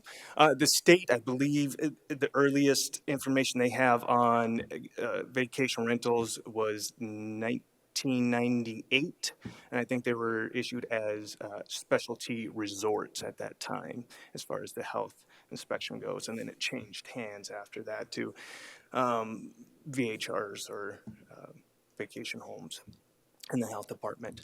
And it's a sore subject. I'm for vacation rentals, obviously. That is my profession, that's my business.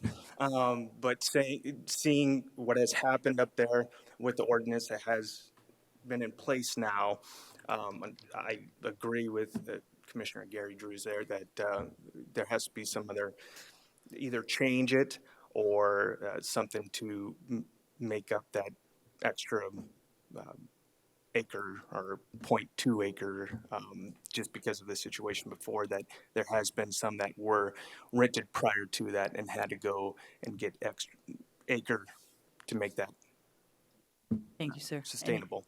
Any questions for? Just a couple questions, just for clarification. Sure. How many homes are up there complete, total? I think it's a mix. I couldn't tell you the exact number of houses up there. It's about half of them are vacation home rentals.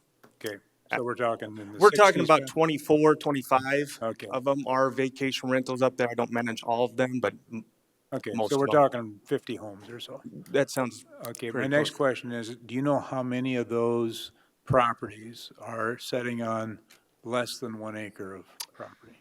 I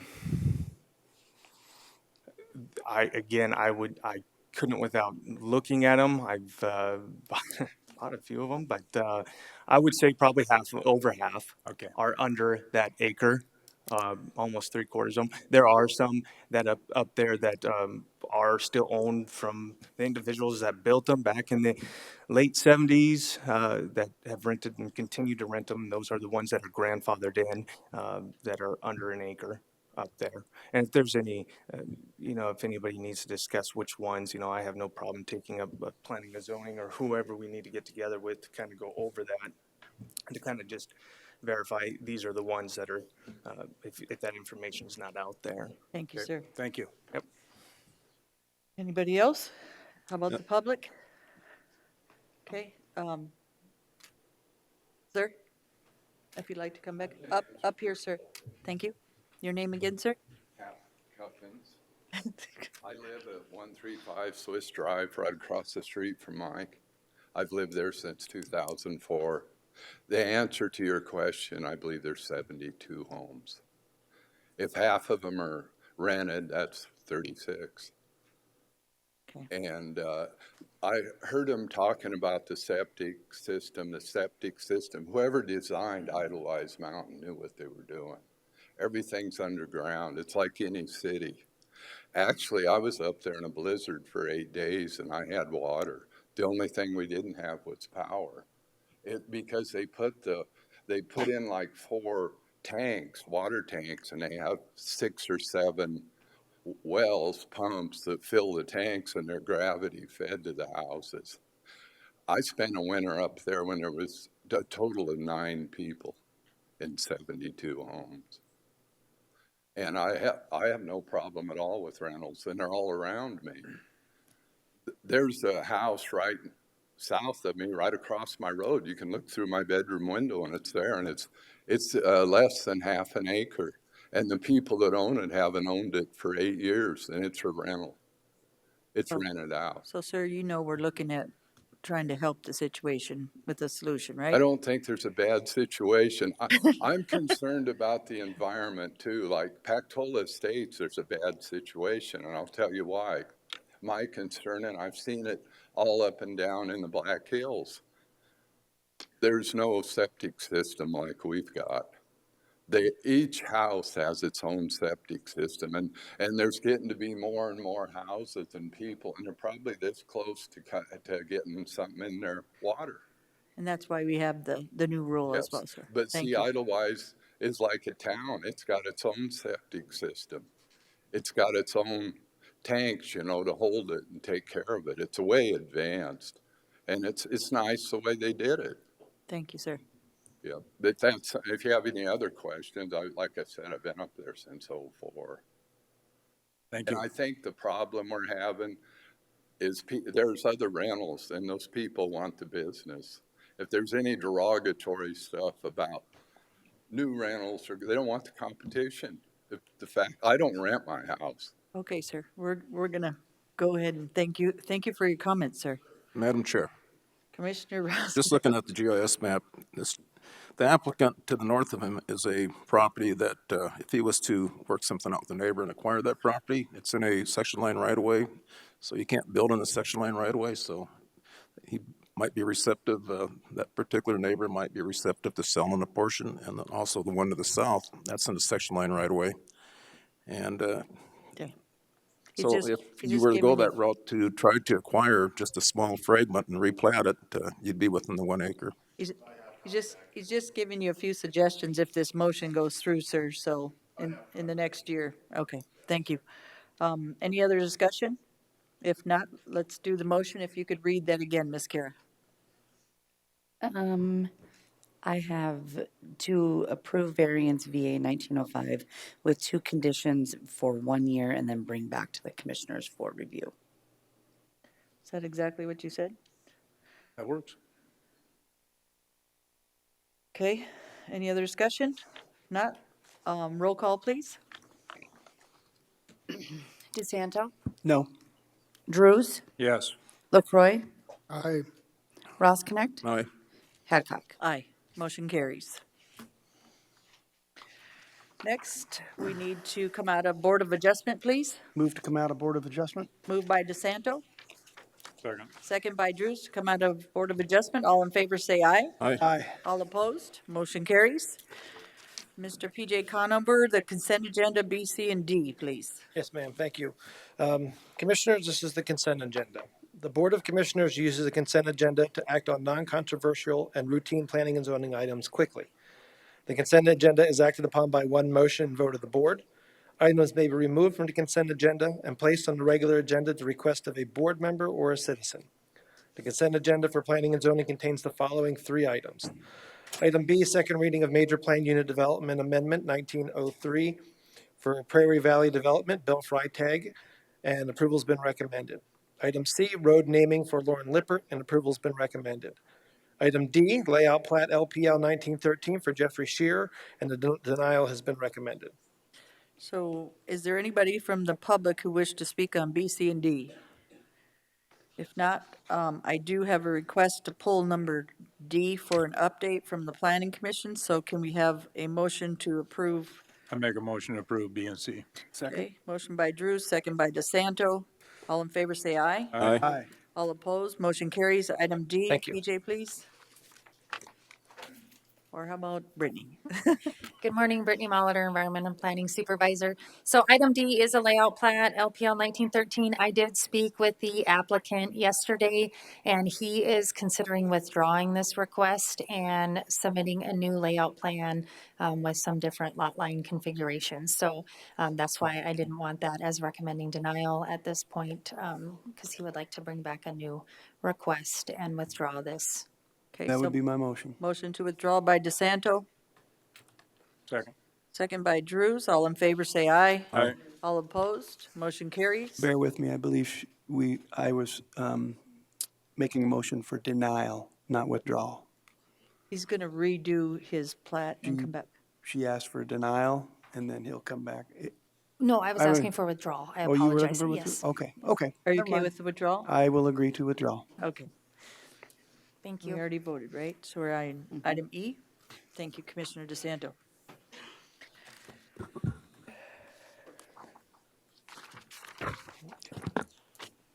PJ Conover, Director of Planning Department. Again, item E is Tax Increment Finance District Number 4.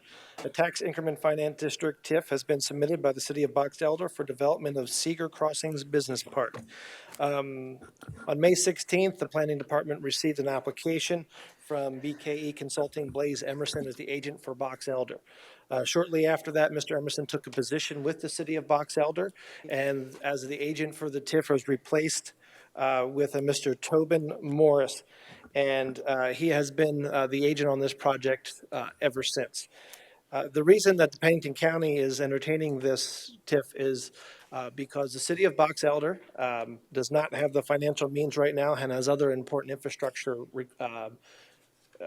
improvements that need to be made. And per South Dakota State Law 1197, the aggregate assessed value of taxable property in the proposed district plus the increment based on all other existing districts may not exceed 10% of the total assessed value of all taxable property in the municipality. It is projected that if the City of Box Elder, which this TIF is located entirely in their city limits, was to take on this TIF, they would exceed that 10% and then also not be in compliance with state law. And then, so therefore, being good neighbors, Pennington County has kind of stepped in and is helping them at least bring it forward for a hearing. With that, this TIF was also sent forward for a request for comment from different staff members and different agencies. One item really of note for today is the item lowercase Roman numeral 2 from the Pennington County State's Attorney's Office, which discusses the possible resolution that this board may approve or at least is going to review today. This was sent to the Planning Commission on June 10th, 2019. It was heard. There was testimony from citizens and the applicants, and the Planning Commission made 4 different actions that day per state law. The first was to recommend the creation of Tax Increment Finance District Number 4, TIF District Number 4 for the County of Pennington. They acted upon to adopt the project plan dated June 9, 2019 for the creation of TIF District Number 4. The third action was to designate the boundaries of the TIF District Number 4 as legally described in the adopted project plan, and to submit the adopted project plan and recommendation to the Pennington County Planning Commission to create Tax Increment Finance District Number 4, County of Pennington, to the Pennington County Board of Commissioners for further action. Those are all requirements by state law. In your package, you'll also notice that there are 2 project plans. The first was submitted to our department on June 5th of this year, and that is the plan that was used by the Planning Commission to make their 4 actions, or to take their 4 actions. Since then, on June 12th, a new project plan was submitted to our office, and that is the one that you have in your packets today. Well, you have both of them in your packets today. And the project plan is the most current, and it has updates from the proposed boundaries tax amounts after some clarification from the Department of Revenue. In your packets are also letters of support and a possible resolution creating Tax Increment Finance District Number 4. So as far as actions required today, the Planning Department is asking the Board of Commissioners to review the Planning Commission's recommendation and possibly adopt a resolution creating Tax Increment Finance District Number 4 for the County of Pennington pursuant to South Dakota Codified Law, Chapter 11.9. And I would like to point out there are a number of individuals here from the applicant and agent side that would like to speak on this item. Thank you, PJ. You're welcome. First, if we could, I think Toby from Department of Revenue, did a very good explanation in answering questions. If you'd like to come up first, Toby, and show us the Department of Revenue changes on this TIF that you have changed. And then if anybody has any questions on financial or how this works, I think you're best to answer it. So if you could do that first, Toby, with the changes, I think that would be good. Thank you, sir. Your name? Thank you. Toby Morris with Doherty and Company. Per the chairperson's instructions, what had happened is when the base value of a tax increment district is set, it is set when you go back and you look at really all the land that's in the aggregate of that.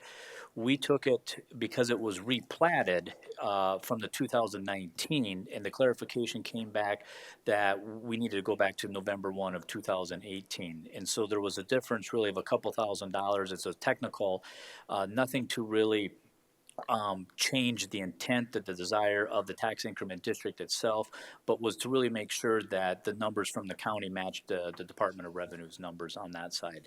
And so that can really be found on, it's referenced in here in a couple different ways. Let me point out on like a page, I just had it here, 1 second. On page 10, where the tax increment district was at 35,580,400,000, whereas prior to before, I believe it was at 36 million. So I can pull that back up here. So we just want to make sure that it matches with Department of Revenue so that there's no discrepancies between the two. Thank you. And then on 14, there's some tax increment number 4, total estimated cost. There's some information I think that's crucial about the interest and who's paying that interest and why this TIF is a little bit different and how that came about. Based on, you started the TIF at $7,043,078. TIF allowable expenditures 11.5. How did you get to that number and basically the interest and how that works at the 4,456,922? You bet. Ms. Chair, do you want me to maybe give more of a global overview? I know we have the mayor to talk about. I'm just looking for in terms of Yes, procedure sir. of how you would like this to go. I can get very specific on this. You want me to start with the specifics first? I think it'd be good. The planning commission, I think we understood a little bit better. I was on the planning commission. We understood through your discussion a little bit more, and it answered a lot of the questions just by listening to some of the areas that you have worked on this TIF, sir. Thank you, Toby. You bet. Maybe by quick background, I've worked on multiple TIFs throughout the state, even with Department of Revenue, helped craft some of the new policies, regulations that have come out. One of the underlying most, I think, important conditions, themes that you will find in this tax increment plan is that the county is not liable in any form, fashion, or way. Your position within this TIF is to be a conduit to pass on whatever positive increment may come. So if the projections never work out, we know one thing, that the cost will be the cost, and if the projections never work out, that is the responsibility of the developer between them and the bank. The county's responsibility is to really pass on whatever positive increment comes out to the amount then that chairperson was referencing on page, I'm thumbing through here, on page 14, right? So what we designed here is we incorporated all the costs, that meaning interest, infrastructure, things related to the event center, items related to the Seeger Crossing and the infrastructure related on that. By incorporating the financing up front, what it does is it prevents, say, ongoing annuity. We don't want to have capitalized interest run way out there and all of a sudden then in, say, years 17 or 18, the development really kicks on and your capitalized interest might be $1 million projected today, but it happens to be $4 million at that time. Rather, what this is this shows the only responsibility of the county is to pass on $11.5 million, which includes the interest expense, which includes the infrastructure expense on that part. From an accounting standpoint, it also simplifies it down because then what it'll show as time goes on is if you only pass on, say, $100,000 next year, the total obligation is 11.4. so many years I'd get a call, you know, in April when legislative audit would come around, and we'd have to figure out what is the accrued interest, where's it at? This simplifies it down. This is looked at as an interest expense based on roughly that $7 million over 15, 16 years at, I believe I used like 4.5 or 5%. And Toby, the developer is paying the interest per year. They're not waiting till the end to pay the 4 point. Tell me how the interest works again. The developer will be making those payments to the bank. A lot has changed in the lending regulations within the last couple of years that you can't really have so much of an open-ended TIF. So when that developer borrows that money, the clock starts ticking. It's in the developer's best benefit to get something moving right away. If they choose to sell land 3 or 4 or 5 years down the road, essentially that candle's lit at both ends and it comes to there. So it is, we know this, that infrastructure cost is going to happen within the next 18 to 24 months. And once that happens, interest expense starts to happen from the minute they start incurring those costs. Which makes them want to get this development done faster because they're already paying that interest. It's basically to their best interest again. Absolutely. Because if they have nothing and they're accruing interest and paying interest on something they have nothing to accrue interest on, it's a whole different Correct. ballgame. A TIF is designed to be an economic development tool today and not something 8 or 10 years down the road. We want that development to happen now. So in the county or in the city, we use the blighted and economic development. Is that different through the state, Toby? What had happened is when we changed the law in 2011 or 12, we had to use the word blighted because we essentially copied our laws from the state of Illinois.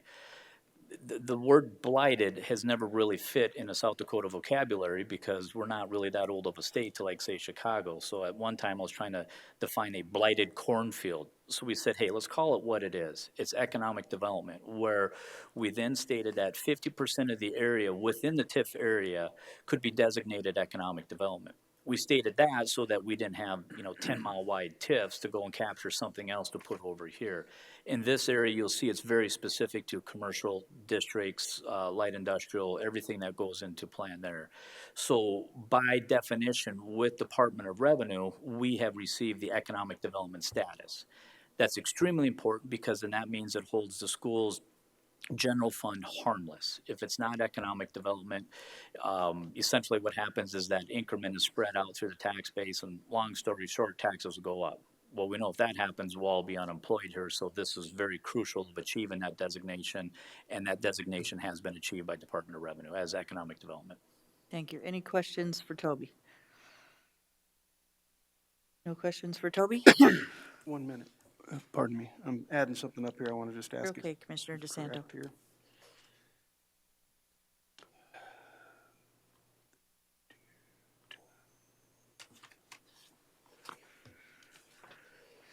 We do have other speakers, DeSanto, if you'd like, and then bring him back up. Okay, go ahead. Is that okay?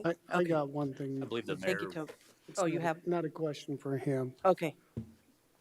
Uh, You're good, Toby. I got a notice and then I want to give an explanation.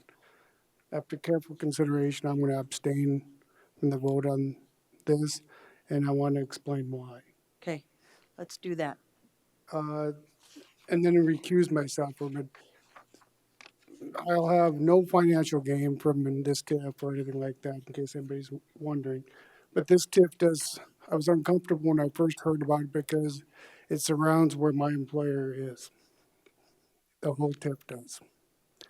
And me and my wife both work for the same employer, so to me, the perception could be that it's in benefit of, it could benefit them. I struggled with this for the last couple of days until I was reviewing it again this morning, and that's what made my mind up. And in section number 2 in SDLCL, it says the improvement of the area is likely to significantly enhance the value of substantially all the surrounding property in the TIF. Which is true. And so that there's a financial gain for my employer, and I feel that the perception could be I'd be doing it for him. So in contingency, I don't know how this will go. There's only 4 of us. I have secured a second opinion. If something should happen, have secured a second opinion from an outside source that could give me a recommendation on this if needed, but it'd have to be at a later date. Okay, but you're abstaining today? I'm abstaining today. Yes, sir. Okay. So, I'm gonna go ahead and call the speakers up if that's okay. At this point, Commissioner LaCroy won't be giving, any kind of testimony or asking questions when you do an abstention. Commissioner DeSanto. Okay, I got my numbers ready. Okay, Toby, I should have Toby. made you sit, there you go. Currently, the valuation of that tax district would be 814,782 revenue per year for the county. If we add that additional 32 million estimated value in today's dollars, that's an increase of tax revenue of $732,000, approximately $733,000 a year. Does that sound like I'm in the right ballpark? Well, I've taken this information from page 29 and page 30, Okay. which gives the values of the property now and what the estimated values of the property will be in the future. Also look at page 26 for those values. The current estimated value of the property now is $35,580,400. Mm-hmm. And then we would gain an additional 32 million in value on top of that 35,580,000. Assessed value, right? Assessed, correct.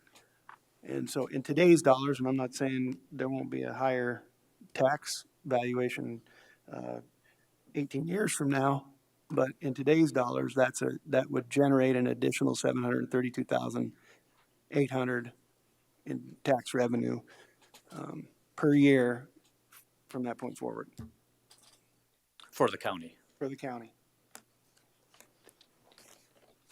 If you look at a TIF, the underlying question you first have to ask yourself is the but-for TIF. Would this have happened, would this development have happened but for? With the public-private partnership that we have in conjunction with this, where it's a partnership between the B1B development, the city of Box Elder, where the city of Box Elder is needing that roughly $3 million of infrastructure to make their event center happen. In a lot of ways, that partnership then needs the B1B development as a catalyst for the driving of that part. And so without the TIF, I think it's very, very fair to say that, one, the event center will probably not happen. Two, the Seeger Crossing could be delayed. And so when you gross this all up, and I see exactly where you're coming from because it is a concern, are you actually losing that? Well, then it gets a little bit more complicated because then we get in our funding formula of how essentially you guys have been penalized from the property tax freeze back in 1998, 1999, because your budget is now based on CPI plus growth. And so then we'd have to really look back even further to say what percent of the roughly 32 million of projected growth is a percent of your budget, and does it equate out to that actual 700,000? It can get very technical. I think we can definitely quantify that, but it really goes back to the but-for TIF. And that's where we've tried to really make this as a partnership between the city and the developer, so it benefits the city as a whole, but we're still in that catalyst to get that, or the revenue for the infrastructure. And the nice thing is, we've really shifted the liability off the city's balance sheet to the developer's balance sheet. And that's always, as representing governments, is always my ultimate goal. Keep you guys in a non-liable position and reduce as much liability as possible. Commissioner DeSanto, you have a follow-up? No, thank you for that explanation. Cross Connect, Drews, any questions? I'm good. Okay, thank you, Toby. Next, we have Dan Sefter, please.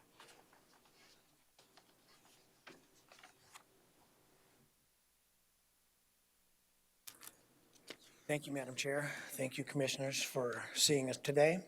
I wrote a letter of support on this on May 15th, and I felt compelled to be here since I obviously stepped forward and wrote the letter of recommendation. I've been in Rapid City 45 years. I hate to date myself, but I have. I moved here when it was 36,000 people. Now we are on what I call the edge of total success in more areas in Rapid City in this region that I have seen north, south, east, and west. We have a lot of opportunity here and a lot of good things going on. I think we've got a lot of positive attitudes and a lot of things moving forward for the Rapid City region. And this fits the Rapid City region. We know what's happening next. It's always the next step, always the next step. And I feel this truly is, again, a next step. That's where success comes from. And I'm just very excited to be a part of it and very excited to be involved in a lot of these things that are happening in our region. So I thank you for listening. Thank you, Dan. Thank you. Next, we have Larry Larson, please.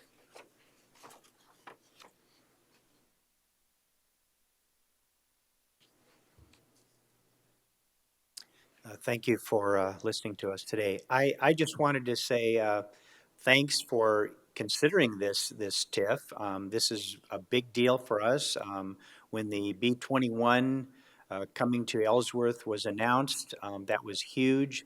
It's going to be the first base and a training base.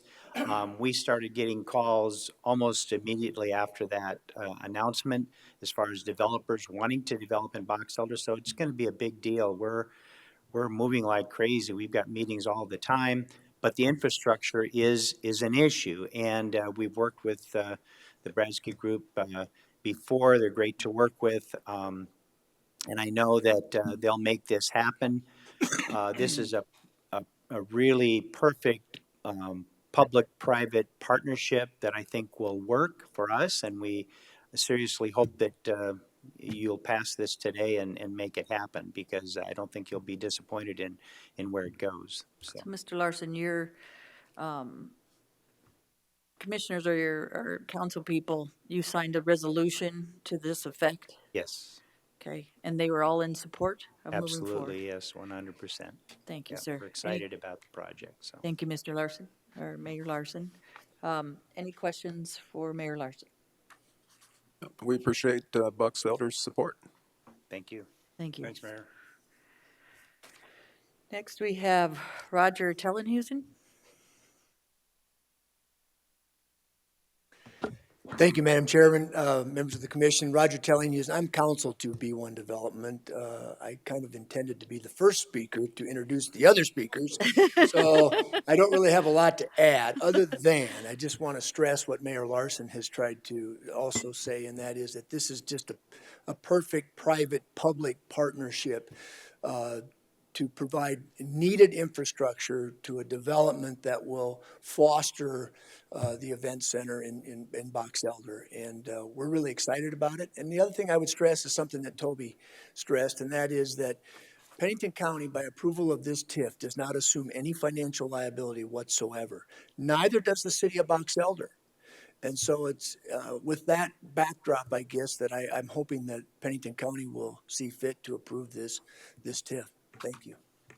Thank you. We have no more speaker requests. Do we have any questions or? I got one comment.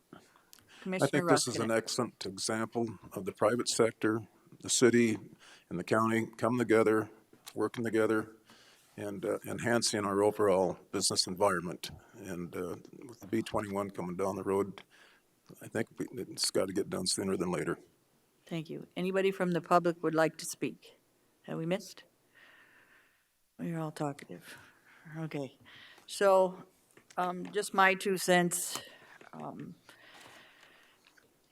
This came about and for me it was pretty exciting because it was a way to move the economic development through Box Elder, being that we were having the Air Force Base there, plus think about the future.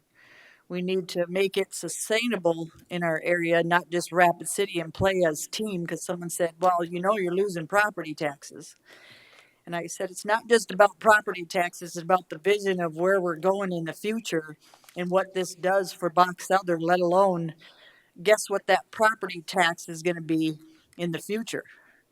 If it's a base value now, what is it going to be in the future? And if you don't have that vision, that's unfortunate because Box Elder needs the sales tax. You're getting a 630-some room convention center. That's good for the base, let alone Rapid City and the surrounding areas. You're getting an event center that's very exciting for Box Elder and the surrounding areas because we're all close. So my bottom line for doing this, and this is my personal opinion, is always play as a team and everything works together really well. And based on the people that are speaking and spoke to people in economic development in other areas, they're very excited about this. It's a vision that, to me, is pretty exciting for the future of not only Pennington County, but Rapid City and the surrounding areas. So people like the Bradskys stepping up. This is one of the better TIFs I've seen since I've been doing TIFs. I was in the city council. They are paying that interest up front. They have a lot to lose if they don't move forward and do this right. If they don't sell that land, they are taking a lot of risk. I appreciate that as a person in the community and a person as a politician, I guess is what you call it. But it's huge. It's huge the step they're taking for us, and it's huge for economic development. And I was like, this is a no-brainer for me because it's going to help the base and it's going to help us. So it's about all of us, and thank you for all that worked on this. And Toby, your explanations of this, and I told you this in the planning commission. You're awesome at what you do because some of this I was still having a few issues with, and you answered those questions and they were honest and straightforward. And then you also stepped up and said, okay, guys, if you want to do this, developers, here's what you're going to have to do. And you know, some of this, I'll be up straight, they weren't very happy because, in a sense, they're like, okay, what are you doing to us?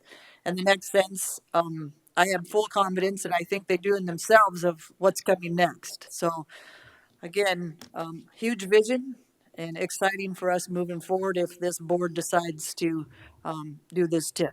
Madam Chair, Commissioner Drews. I'd like to make the motion to approve the resolution creating tax increment financing district number 4. Second. Moved by Drews, second by Roskinick. Any other discussion? All in favor say aye. Aye. All opposed, motion carries. Thank you all for everything you've done. Thank you, Planning Commission. I forgot to say one thing. On this TIF, there is $10,000 for administration costs. That is huge for for Pennington County, to process this TIF. And we also thank you for that. And thank you, Toby, for getting that done for us. Mr. Chair, if I could have a moment of liberty just also to acknowledge the staff that behind the scenes has worked really hard on this with Holly Hennies, Michelle Hoffman, Linda Peterson, and Cindy, the county auditor. Everybody stepped up. We haven't done many of these in the county. And, well, here we are today. We didn't waste any time and we did everything by the book and in a timely manner. So I'm very proud of everybody who did an excellent job on this. And thank you for the commission's support and help on this. Thank you, PJ, and Yep. well spoke and well said. Thank you, sir. Thank you. Good job, staff. Thank you. Good job. Thank you. We are on item F, please. Okay, item F is something a little bit different. Basically, this was a conditional use permit for a multifamily housing that went before the Planning Commission. One of the conditions of that conditional use permit was that a building permit with penalty fees needed to be applied for and those fees paid prior to any work being done. The applicant had indicated that he had began finishing the unfinished basement for the multifamily dwelling. He didn't hide, he's never hidden anything. He was always upfront and straightforward about it all. During the meeting, the Planning Commission decided to take out the penalty fee language, which they have every right to do. Neither the planning director nor the Planning Commission can actually waive or vary from the county ordinance that requires that penalty to be paid. However, what the Planning Commission did was essentially make a recommendation that that fee be waived, and that recommendation can be taken before the Board of Commissioners for approval. Now, we don't know what the amount of the penalty is going to be. We have not received or requested a building permit from the applicant at this time. But the intent of the Planning Commission was to waive the penalty charge for Mr. Segru when he does apply for his building permit. So we're looking for a motion basically to either affirm, uphold, deny, or amend the Planning Commission's recommendation. Move to uphold the Planning Commission's recommendation. Second. So, any Not charge a discussion? penalty fee. Okay, any discussion on that?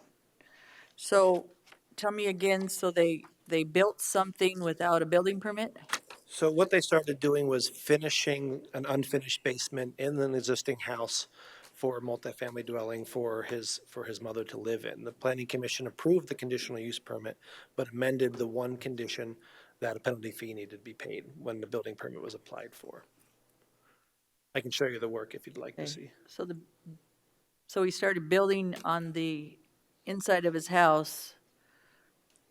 mom's house, not his house. So this is his house, and the basement was unfinished. This would be the entrance for her dwelling.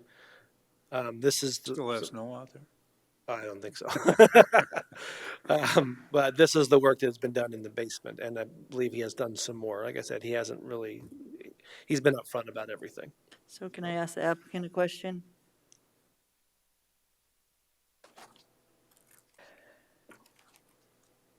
So, Mr. Shagru, have you built in the county before? Have I built in the county? Yes, I have. And you knew you had to get a building permit, Yes, when I built this home, I had a building permit to build this house. but you didn't know you needed a building permit to do the downstairs? No, I did not. When I started this process, I was not aware that I needed a building permit to finish my basement, and I wasn't changing the footprint of the house. I wasn't adding on to it, and I wasn't aware that in finishing the basement that a building permit would be required. But I did ask, and in discussion with the Planning and Zoning Department, trying to find, because I bumped into the fact that this is kind of a gray area in the ordinances. I'm not trying to build an apartment complex or a multifamily dwelling. I want my mom to be able to age in place and to live under the same roof. But in order for her to have her own kitchen with a stove, defines it as a multifamily dwelling, and that pushed forward the requirement for the CUP. And I became aware of the fact that in order to finish my basement, I have to have a building permit. So did you hire any subcontractors that didn't know the rules? That's who actually brought it to my attention. I did hire a subcontractor, and he's the one that said I needed to get a building permit. And that's the work that you see. The load-bearing walls were already in existence, and the stairwell was already in existence. But I did freely admit the fact that I wasn't aware that I needed the permit, and I had started to do the wiring that you see, and work on the finish work. And once I found out that I needed the permit, that's when I came in and found out I also needed a CUP, because I can't have a second kitchen in my house. And so that drove the process, and I've been very upfront about the fact that if I'd known in the beginning, I would have requested the permit at the beginning. And I'm here to do the right thing for the right reasons. And I appreciate Commissioner Drew's request to strike the fine language out of the CUP. But I already agreed to the conditions as written if need be. Thank you, Mr. Shagru. I just want this to be known that this is the same way some of the vacation home rental people go through. So without sounding rude to you or Mr. Shagru, sometimes we think we know, or we think we're grandfathered in. Yep. And so we have to have an understanding. That's where this board goes sometimes too, and that's where I'm going with you today, because there has to be circumstances in some of this that we think people know, but they don't. And so not really trying to go above the rules, they just really don't pay attention to all the rules that are supposed to be applied to them. So I'm in agreement with you today, sir, but I just wanted you to know that this is the same story we hear from some of the vacation home rentals, sir. Gotcha. Thank you, sir. ma'am. There's been a motion on the floor. Any other discussion? All in favor, say aye. Aye. All opposed, motion carries, sir. We are on item G. Morning, Commissioners. Jason Pennington, County Planner. Agenda item G is for rezone RZ 1606 and Comprehensive Plan Amendment CA 1906. Applicant Michael Gould has submitted a request to rezone 111.48 acres from general agriculture to low-density residential district. Don't believe the applicant or the agent is in the audience today.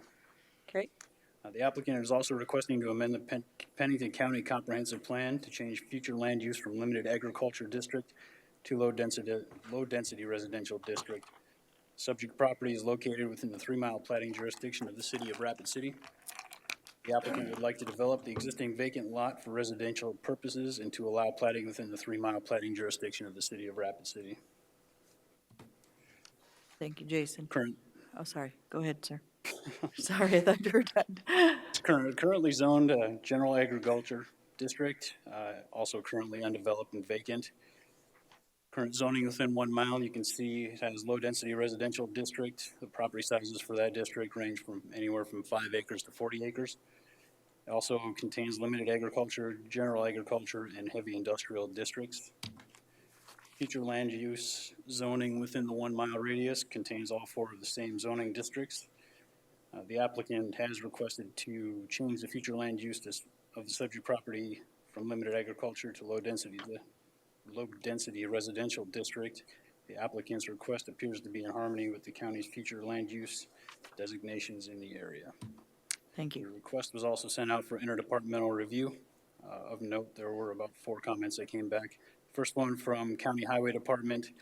Based on the topography, a drainage study needs to be performed to verify the development will not increase historic flows leaving the property. Next came from County Environmental Planning Supervisor, stating issues with the septic treatment systems in that area. Conventional on-site wastewater treatment systems may be difficult to install in these areas due to limitations such as high percolation rates and the presence of shale. Alternative or experimental on-site wastewater treatment systems may be required. Emergency services also had issues with a couple of the road names, and the applicant needs to provide an alternate name to 911 for review and approval prior to final plat approval. Specifically speaking about Kimberlick Court, there is a Kimberwick Street already accessing that property. The second one was a proposed road named Magnamore Court will likely be problematic for pronunciation, and they're also requesting that they submit alternate names for that as well. And the City of Rapid City Community Planning Department commented that the city is currently reviewing preliminary subdivision plan to subdivide the subject property into 23 residential lots. So in conclusion, there are several low-density residential districts within the 1 mile of the subject property. Property sizes range from 5 to 40 acres. The applicant's request to rezone appears to be in harmony with the current and future land use zoning. Therefore, staff is recommending approval of rezone 1906 and comprehensive plan amendment 1906. Thank you. We have a motion or discussion? Move to approve. Move to approve by Ross Connect, Second. second by Drews. Any other discussion? All in favor, say aye. Aye. All opposed, motion carries. Item H, please. Hello again, Cassie Volstead, Assistant Planning Director. Item H is Layout Plat 1914. This is a request to reconfigure lot lines to create lots 1R and 2R of Monument Subdivision. There's 2 property owners involved in this, Jerry and Darlene Litzel, and then Patricia Reinhardt. This property currently exists as 2 properties, each of 4 acres. Both properties have a single-family residence on them and are zoned limited agriculture district. What they are simply wanting to do with this plat is reconfigure a lot line in order to transfer a well that they currently share from one property to the other. So they're just moving the lot line just very minorly. Nothing will change regarding what structures are on each property or where they take access or anything along those lines. Simply the well will be on a different lot. So for the purposes of layout plat, staff does not find any significant issues with what they're requesting. So staff and Planning Commission recommended approval of layout plat 1914 with 6 conditions. That would be my motion. Motion by DeSanto. Second. Second by Ross Connect. Any discussion from the public as well? No? All in favor, say aye. Aye. Aye. All opposed, motion carries. Thank Item you. I, please. Commissioners, PJ Conover, Director of Planning Department. Item I has been before you before. This is a conditional use permit 1906 to allow a lighted sign on a property that is within 1,500 feet of a residential dwelling or dwelling unit. This conditional use permit was approved by the Planning Commission and appealed within the allotted amount of time by the public, and was before the board on June 4th, and was continued by the board so that the board members would have an opportunity to go out to the property. Just one item to remind you, this is conditional use permit 1906. The appeal is for conditional use permit 1906. The complaint that came in also covered concerns with conditional use permit 0435, which is the conditional use permit to allow the storage units on the property. Those are going to be addressed separately during a review of conditional use permit 0435. Okay. Thank you. Do we have the applicant would like to speak? Sir, if you'd like to come up, and your name, sir?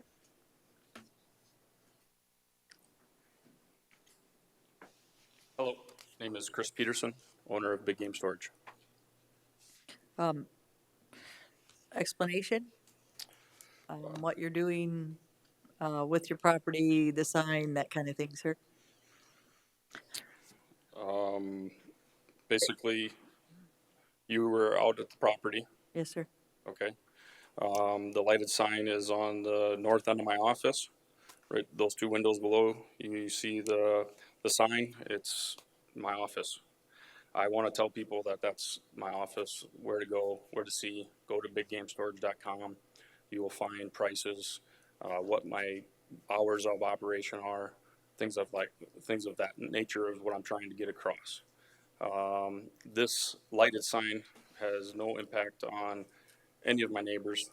The closest neighbor said I should have it on 24/7, and that would be Joe Thibert, that lives directly to the east. As you drive on the highway, there are thousands of people going along the highway 44, going to Lake Pectoral, going to Sheridan. This is gonna help my business tremendously, and my family and I need it. We've made a huge investment, and we are trying to make it look the nicest as possible with any kind of sign. The lights illuminate, or the letters illuminate. It does not shed light anywhere else outside of those specific letters, like beam or anything of that nature. None of my neighbors drive underneath of it. It's not in front of any of my neighbors' front lawn. It's facing north. As you drive off the highway 500 feet, at that point, you do not see the light. So you came out, witnessed that yourself, and Ron has also been out. I live around people that are limited agriculture, general agriculture. They have horses, there's chickens, there's turkeys gobbling. I don't understand why I've got two neighbors that say this is a residential. I have three houses right around me, and they have horses and chickens and turkeys, and I'm trying to do a storage unit. I will do a nice fence around the place. We are building. I've got 2 more bids for new buildings, but as soon as these get filled, I'm going to keep growing. Thank you. Any questions for Mr. Peterson? Madam Chair, Commissioner Roskinek. the day that we went out and inspected it, I asked Chris to call the sign company before we get out there, and which Chris said he did, and asked him about the illumination, and they basically confirmed what Chris said, that this is in a can, and it doesn't cast light out. It's contained within the can via LED lights. If you just had a solid white sign and you wanted to eliminate that, and you used a 20-foot security light, I would think that would be much more adverse. So I think this is probably the best solution for what you're trying to get done. That's correct. Any other questions for Mr. Peterson? Madam Chair, Commissioner DeSanto. I too visited that property on the 8th and felt the same thing as Commissioner Roskinek reporting, that the light's contained for the most part. Thank you. And I did say that I would like the light from business hours, 6 in the morning till 10 at night. After studying the more of the sunsets, I feel that that should be on until midnight for people getting off the lake Pactola, the sun sets at 9:30. They don't get off the lake till 10:30. I've already told people at 10 o'clock, you need to let me know, and I will let you in the gate, or, at least I'll know that you're parking your boat in. I'm not gonna say, no, you can't bring your boat in if they wanted to see the sunset out at Lake Pactola or Sheridan. So I do believe that my time should be midnight. Madam Chair. I would be willing to do that. Like I said, my neighbor said I could have it on, he said 24/7 for security purposes. It wouldn't affect him also, but that is also my, Commissioner LaCroix, did you have a question? No, I'm going to make a motion to approve the planning commission's recommendations, and that includes from till 10 o'clock. 10 o'clock. That's what it says, is from 5 to 10, doesn't it? 6. Or 6 to morning 10. till 10 at night are my hours of operation. But as I've looked more into and seen more boats at night driving by, it's busy till way past 11. And my neighbors, if I don't understand, again, neighbors that affect the light effects are already in bed sleeping. They're home from work. It does not affect. Nobody can see it from their home. Not one person. Madam Chair. Commissioner, hold on just a sec, Ross Connect. Commissioner, did you have a follow-up? Okay, No, there's Commissioner no Ross. second, so. Okay, Chris, could we word it so many hours after sunset? Because that's going to vary every month. And in the winter, it's going to come on earlier, and in the summer, it'll come on later. I would move to approve the lighting, the sign, to 1 hour after sunset. there a second? Second. Been a motion and a second from Yep. Planning Commissioner? Sure. Or Planning Yep. Director? Yep, thank you.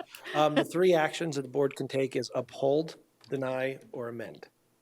I think you want to amend. So he wants to amend. Planning Commission's There was no decision. second to his motion.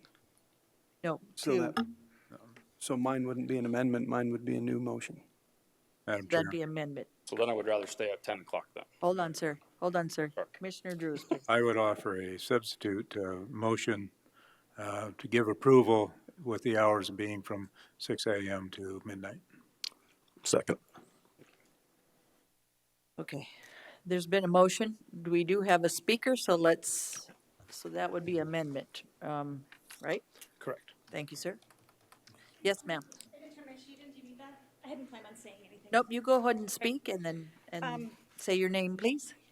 Michelle Savage Swanson, and we are the neighbors. And when Chris says that people are coming back from Pactola 10:30, 11, midnight, he'd like it until midnight. The same people that are coming back from Pactola after dark would also have gone to Pactola in the daylight. So they would have seen it in the daylight prior to coming back at midnight. So if we could do 10 o'clock or an hour past sunset, that would be much better, because those people who he says would see it coming back from the lake would have seen it going to the lake, if that makes sense. Thank you. Thank you. I appreciate Madam it. Chair. Hold on just a sec.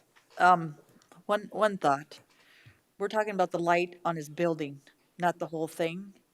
When I went out there and it's canister light, it could probably be on all night and not affect anybody, guys. Now, if you're talking about his whole property being lit up, maybe that's different.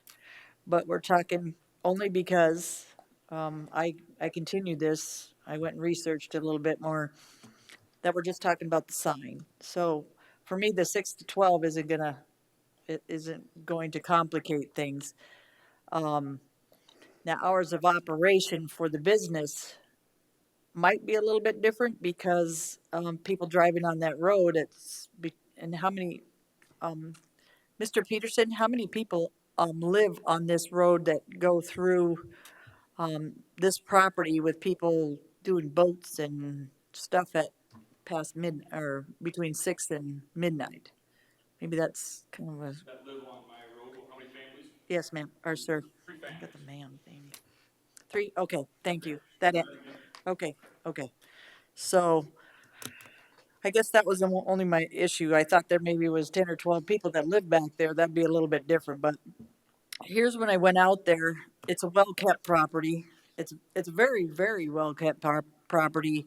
And once I understood the can lighting and what that was gonna entail on the building, and making sure, so I wouldn't have to go out there again at night to make sure that property was, actually, if I lived next to something that's junky, I might have a few issues with everything, but that property is so well kept, I would love to live next to that property. So I think he's been very compliant with his neighbors and others, just the way he keeps his property. I believe he's done a good job, and I'd like to thank this commission as well for giving me that opportunity, just, for now and in the future, that this is probably gonna come up, that, I was glad I went out there. So thank you for that. There is a motion on the floor. Is there any other discussion? Madam Chair. Call for question. Commissioner, there's been a question called. Is there a second to call in the question? Second. Okay, there's been a motion and a second. Who All made in- the motion? I made the motion DeSanto? for question. Okay. Commissioner Drews was a second. All in favor, say aye. Aye. All opposed, motion carries. All in favor of the vote from 6 to 12, say aye. All opposed, say nay. Aye. Aye. Motion carries with 5 no ayes. Unanimously, aye. Number 19. Thank you. Thank you. Yes. This item's from the chair and commission members, resolution to support additional mental health services in western South Dakota. Holly, are you speaking on this? I can if the board wishes. These are just two resolutions that I wrote to present to the board at the direction of the last meeting.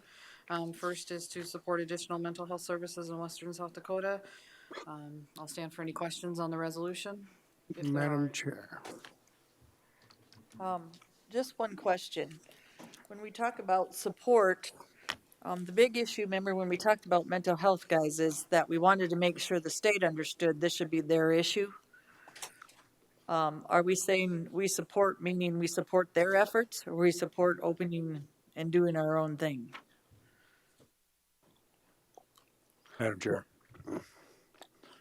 This is a resolution that would be presented hopefully to the South Dakota legislature, saying that to them that we're supporting, that we, Pennington County, are giving support to additional mental health services in western South Dakota. So I would say, Gary, it supports their efforts to provide additional mental health instead of the efforts. You see where I'm going? If that's where we're going, then the Pennington County Board supports their efforts to provide, meaning the state, provide additional mental health to western South Dakota. Okay. Just that, I don't know. Is that language? That's what Yes. you're suggesting? That'd be my motion. Don't want to support it, that's fine. Could you please repeat that? What's that? Could you please repeat what you're changing? Because I was trying to read and The bottom listen, so- line, it says now therefore be resolved, the Pennington County Board of Commissioners supports the efforts to provide additional mental health services in western South Dakota. We support their efforts, meaning, Oh, okay, okay. so, they know that we support them, but we support them. Instead of, we're gonna support it and, give them money I was towards on the that top support. and you were on the bottom. That was the problem when I was reading it. Sorry, Commissioner LaCroy, you said it'd be the first page.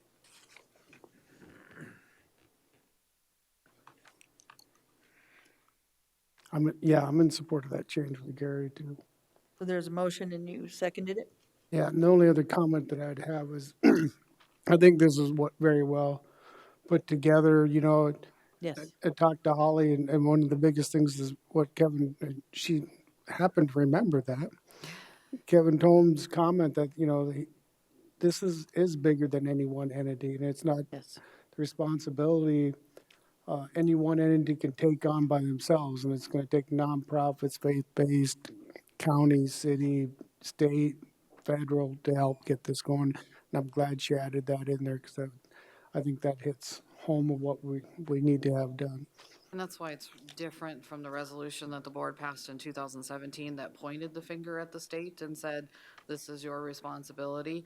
This is more written after listening to Sheriff Tolm saying that this is bigger than any one entity and everyone needs to come together to find the solution. Right. So I wrote it as just a generic to support the efforts for mental health services, whatever that's going to look like in the future. For me, Holly, we support their efforts no matter what, but we want to support their efforts first, and hopefully they'll step up to the plate, and we know we're probably going to be adding to those. But we'd like them to step up and do their part, which is basically state mental health on Western South Dakota, because that's what we believe is the best solution, if I've been listening all this time. And the second part is that we will support that. Does that make sense? That's why I said their efforts, so they're not thinking, okay, so they want one in Western South Dakota. We'll support their efforts. We're with Pennington County. They're going to go ahead and do this for us. So I want to make sure that they know what we're supporting their efforts. They're not supporting our efforts. That sounds kind of weird in a sense, but I want to make that clear that that's where we're trying to go. And Buskerud, and we had this discussion before on this, just to make that sure that was a clear message. Madam Chair, Commissioner. I can't speak for the other counties of our area, but I think the counties from the Black Hills District are all going to be supportive of this effort, and that the resolution will also be coming from that district, of which Commissioner LaCroix is now the president of that group. And so it'll be more than just Pennington County that's going to be pushing this to the legislature. Yes, sir. So since I don't mention the state up above, can we change it to say the Board of Commissioners supports the state's efforts? So that we're clearly defining that we are wanting the state and not just a random there. I think That would be good. So we could do both of those states and there. Okay, is that okay with them? Okay. So we have a motion on the floor to change states and there.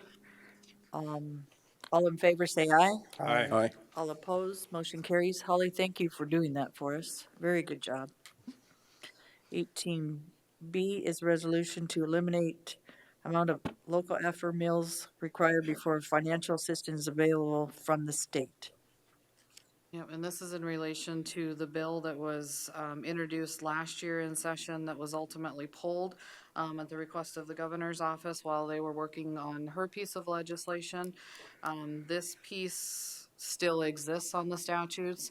The updated number that I got was that Pennington County is now over $18 million that we would be required to spend before state assistance would be available. The numbers that were presented, in my opinion, would bankrupt probably most of the counties in the state if an event were to occur. So the movement is to try and reduce that requirement of local effort by counties. And Holly, did you bring this forward or did it come from Black Hills Council? Harding County is also moving forward with the Black Hills District Association, and Pennington obviously stands to lose a lot as well. So we wanted to have a combined effort. Thank you. Do we have a motion or discussion? Madam Chair. Commissioner Drews. Again, it's all relative. It doesn't make any difference the size of the county. It's 2 mills.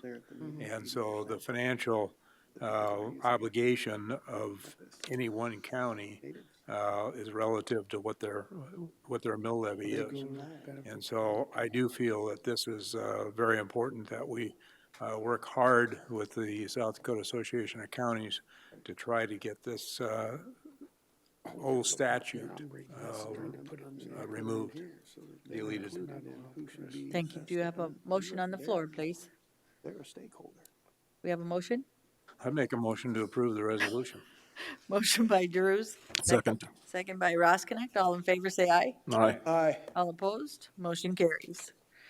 Just one item from the chair is that on Friday, if I'm correct, Ms. Holly, we'd like to have lunch and then not leave at 11:30, have lunch and then come back and have discussion on the 3 days of budget that we just talked about.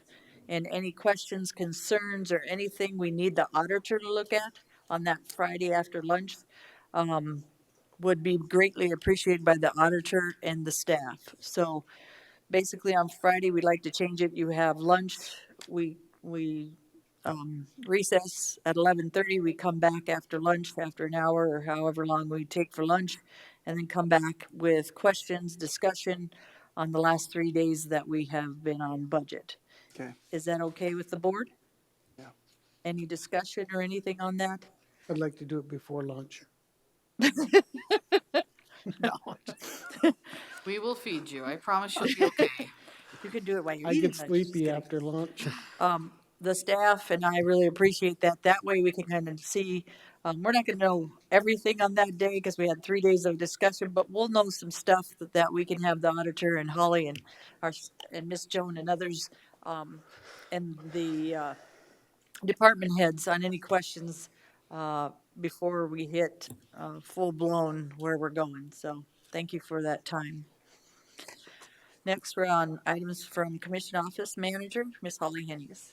Commissioners, this is a request to reschedule this Tuesday, September 19th commission meeting to Thursday. You have 17th on here, Miss Holly?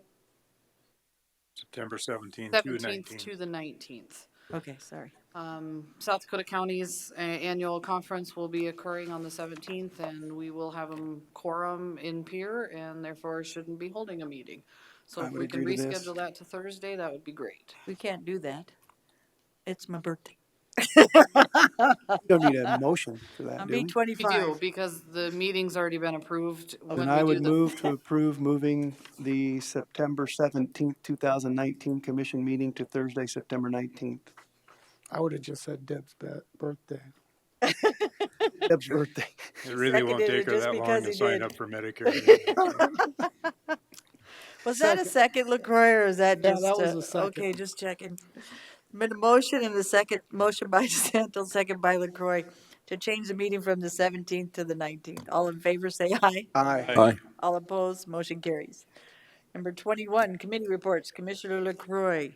I attended the collective healing meeting, which was very good. They're moving some things forward with the police department and so forth. So we'll probably see some videos of the work that was done coming out in the next few months or so. Those are long meetings. They're like 3 hours long, about like Black Hills National Forest meetings. So they're pretty intense. Attended two fair board meetings, and I'm just having a blank right now as far as, oh, yeah. We had the public defenders meeting Monday, Mark and I. Some great discussion in those meetings. I mean, they really have. I think instead of doing them quarterly or twice a month, I think we should be doing them quarterly. But oh, and another one was the library board. That was my mistake. Mark had asked for someone to cover the air quality board, and that this goes to tell you when you get those messages. Last thing I seen was library, so I was assuming he wanted me to cover the library board. So I was down at the library to cover the board because I didn't read my messages good enough. But we were able to still use instant messaging to cover each other's meetings. So I attended the library board and actually enjoyed myself. They called me Mark the whole meeting, but it was a good meeting, and I think Mark's going to enjoy that board myself. So with that, that was it. Thanks. Madam Chair, well, as Lloyd said, we attended the public defenders meeting and a lot of good discussion, and that's going to be an ongoing discussion to try and mitigate the number of cases that are being looked at, and through the public defender's office, hopefully maybe save us some money. And then my wife calls it man communication, but yeah, Lloyd wound up at the library meeting, and both Ron and I showed up at the air quality meeting, so we had it covered. They definitely had ears at all the committee meetings. I did attend a fair board meeting, and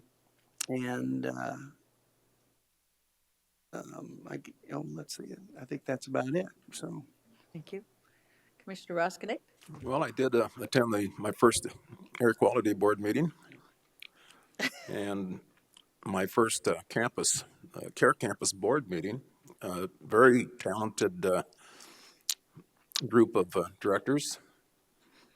The care campus, I think, is in it's going on about 8 months. And originally they predicted that 20% of the folks would be walk-in and 80% would be other. And it shows their data set shows that 80% are walk-ins, which is that means that's a very successful program when 80% folks go in there and they're asking for help Going in voluntarily. And so the mission, to get in the mission, it could be 10 below zero, you got to be sober. To get in the care campus, it can be 10 below zero, and you got to be intoxicated. So there's definitely a place for the intoxicated and for the sober, which I didn't realize. It's very, very interesting meeting. There's a little bit of a shortfall, and Jim Skull mentioned that the private sector is going to have to maybe step in sooner or later. We need to get more private individuals to understand what the care campus is and to get them and to get their support as well. But all in all, it was a very educational meeting, and I'm glad to be on that board. Thank you. Gary? The only thing I have to report is a couple weeks ago, we hosted the Lincoln County out here to tour the care campus and the jail.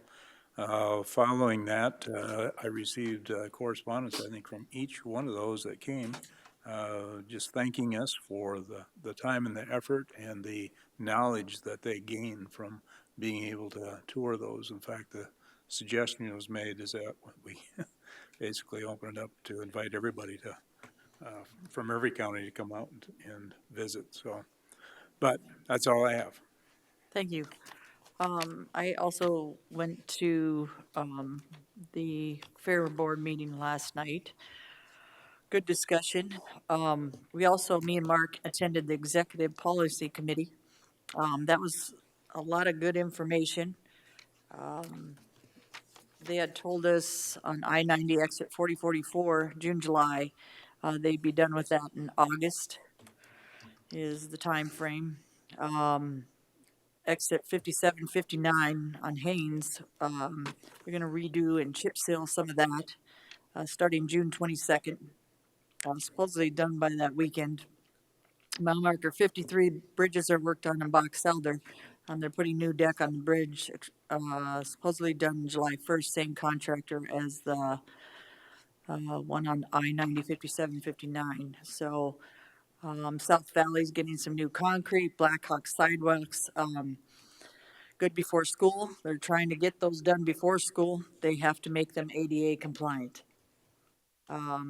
They also are redoing a bunch of ramps in areas because they're non-compliant. They change the specs on those, how you do ADA. So they'll be doing that all summer.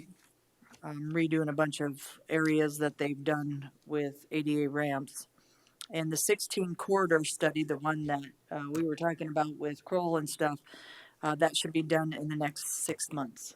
So some good information from the DOT, always very helpful to us, and MPO. They're having their TIP or TID. Let's see, I wrote the date. July 11th is when, if you want the transportation, so it's a TIP. If you want to go to the Ramcota, and I don't have the time, I apologize. On the TIP, it's July 11th at the Ramcota to figure out all the different areas and anything that we have concerns are from Pennington County. It's a good time to go. So that'd be July 11th at the Ramcota. That'd be all I have. I would just add that Jeffries has been very hard at keeping up on the Campbell Street and keeping in communications with them on that too, because it affects that area. So I know he's been paying attention and appreciate the reports. Good job, Lloyd. Next is number 22, approval of the vouchers. Move to approve. Moved by DeSanto, Second. second by LaCroy. Any discussion? All in favor say aye. Aye. All opposed, motion carries. Next Move to is, go into executive session. hold on a sec, items from public. We have one speaker. Items for public. Ms. Shagru, please.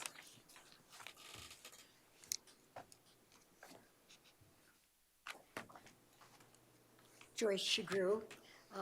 Right now, I am representing the Silver City Volunteer Fire Department. Okay, I have history with that department. I was treasurer for quite a few years, and I believe I'm going to end up being the secretary again.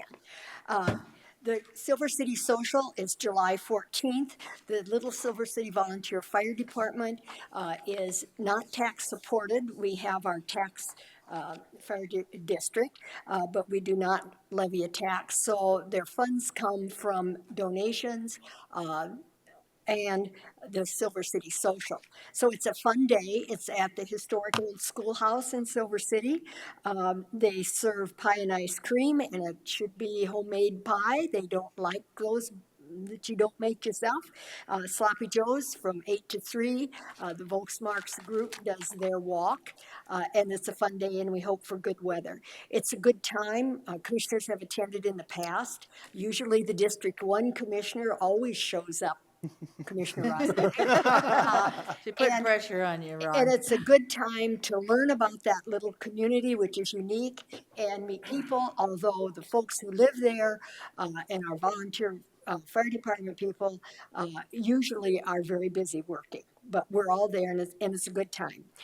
So I give that to you and put it on your calendars, and it's a fun day. The second thing is just very briefly, I appreciated all of the discussion this morning, and was interested in your choice of the new planning commissioner and the process. Okay, I'm a process person. I applied for the Planning Commission, say 10 years ago, and then the interview process was the county commission, the county board as a whole was the interview committee. It was interesting for me. I'd been involved, but I had no idea of the kinds of questions that were going to be asked. I tried to present why I was interested. My background's very different from people who generally apply for that commission. It was very intimidating, and I'm an experienced person, but it was very intimidating. All different people than you, and they didn't ask many questions. I did my presentation. I said, are there any questions? And immediately the chair at that time said, next interview. I was very taken aback because I thought, what do you want to know from me? But you're not asking. So my immediate conclusion was, okay, this is done. I'm not going to be chosen. They've already decided who to choose.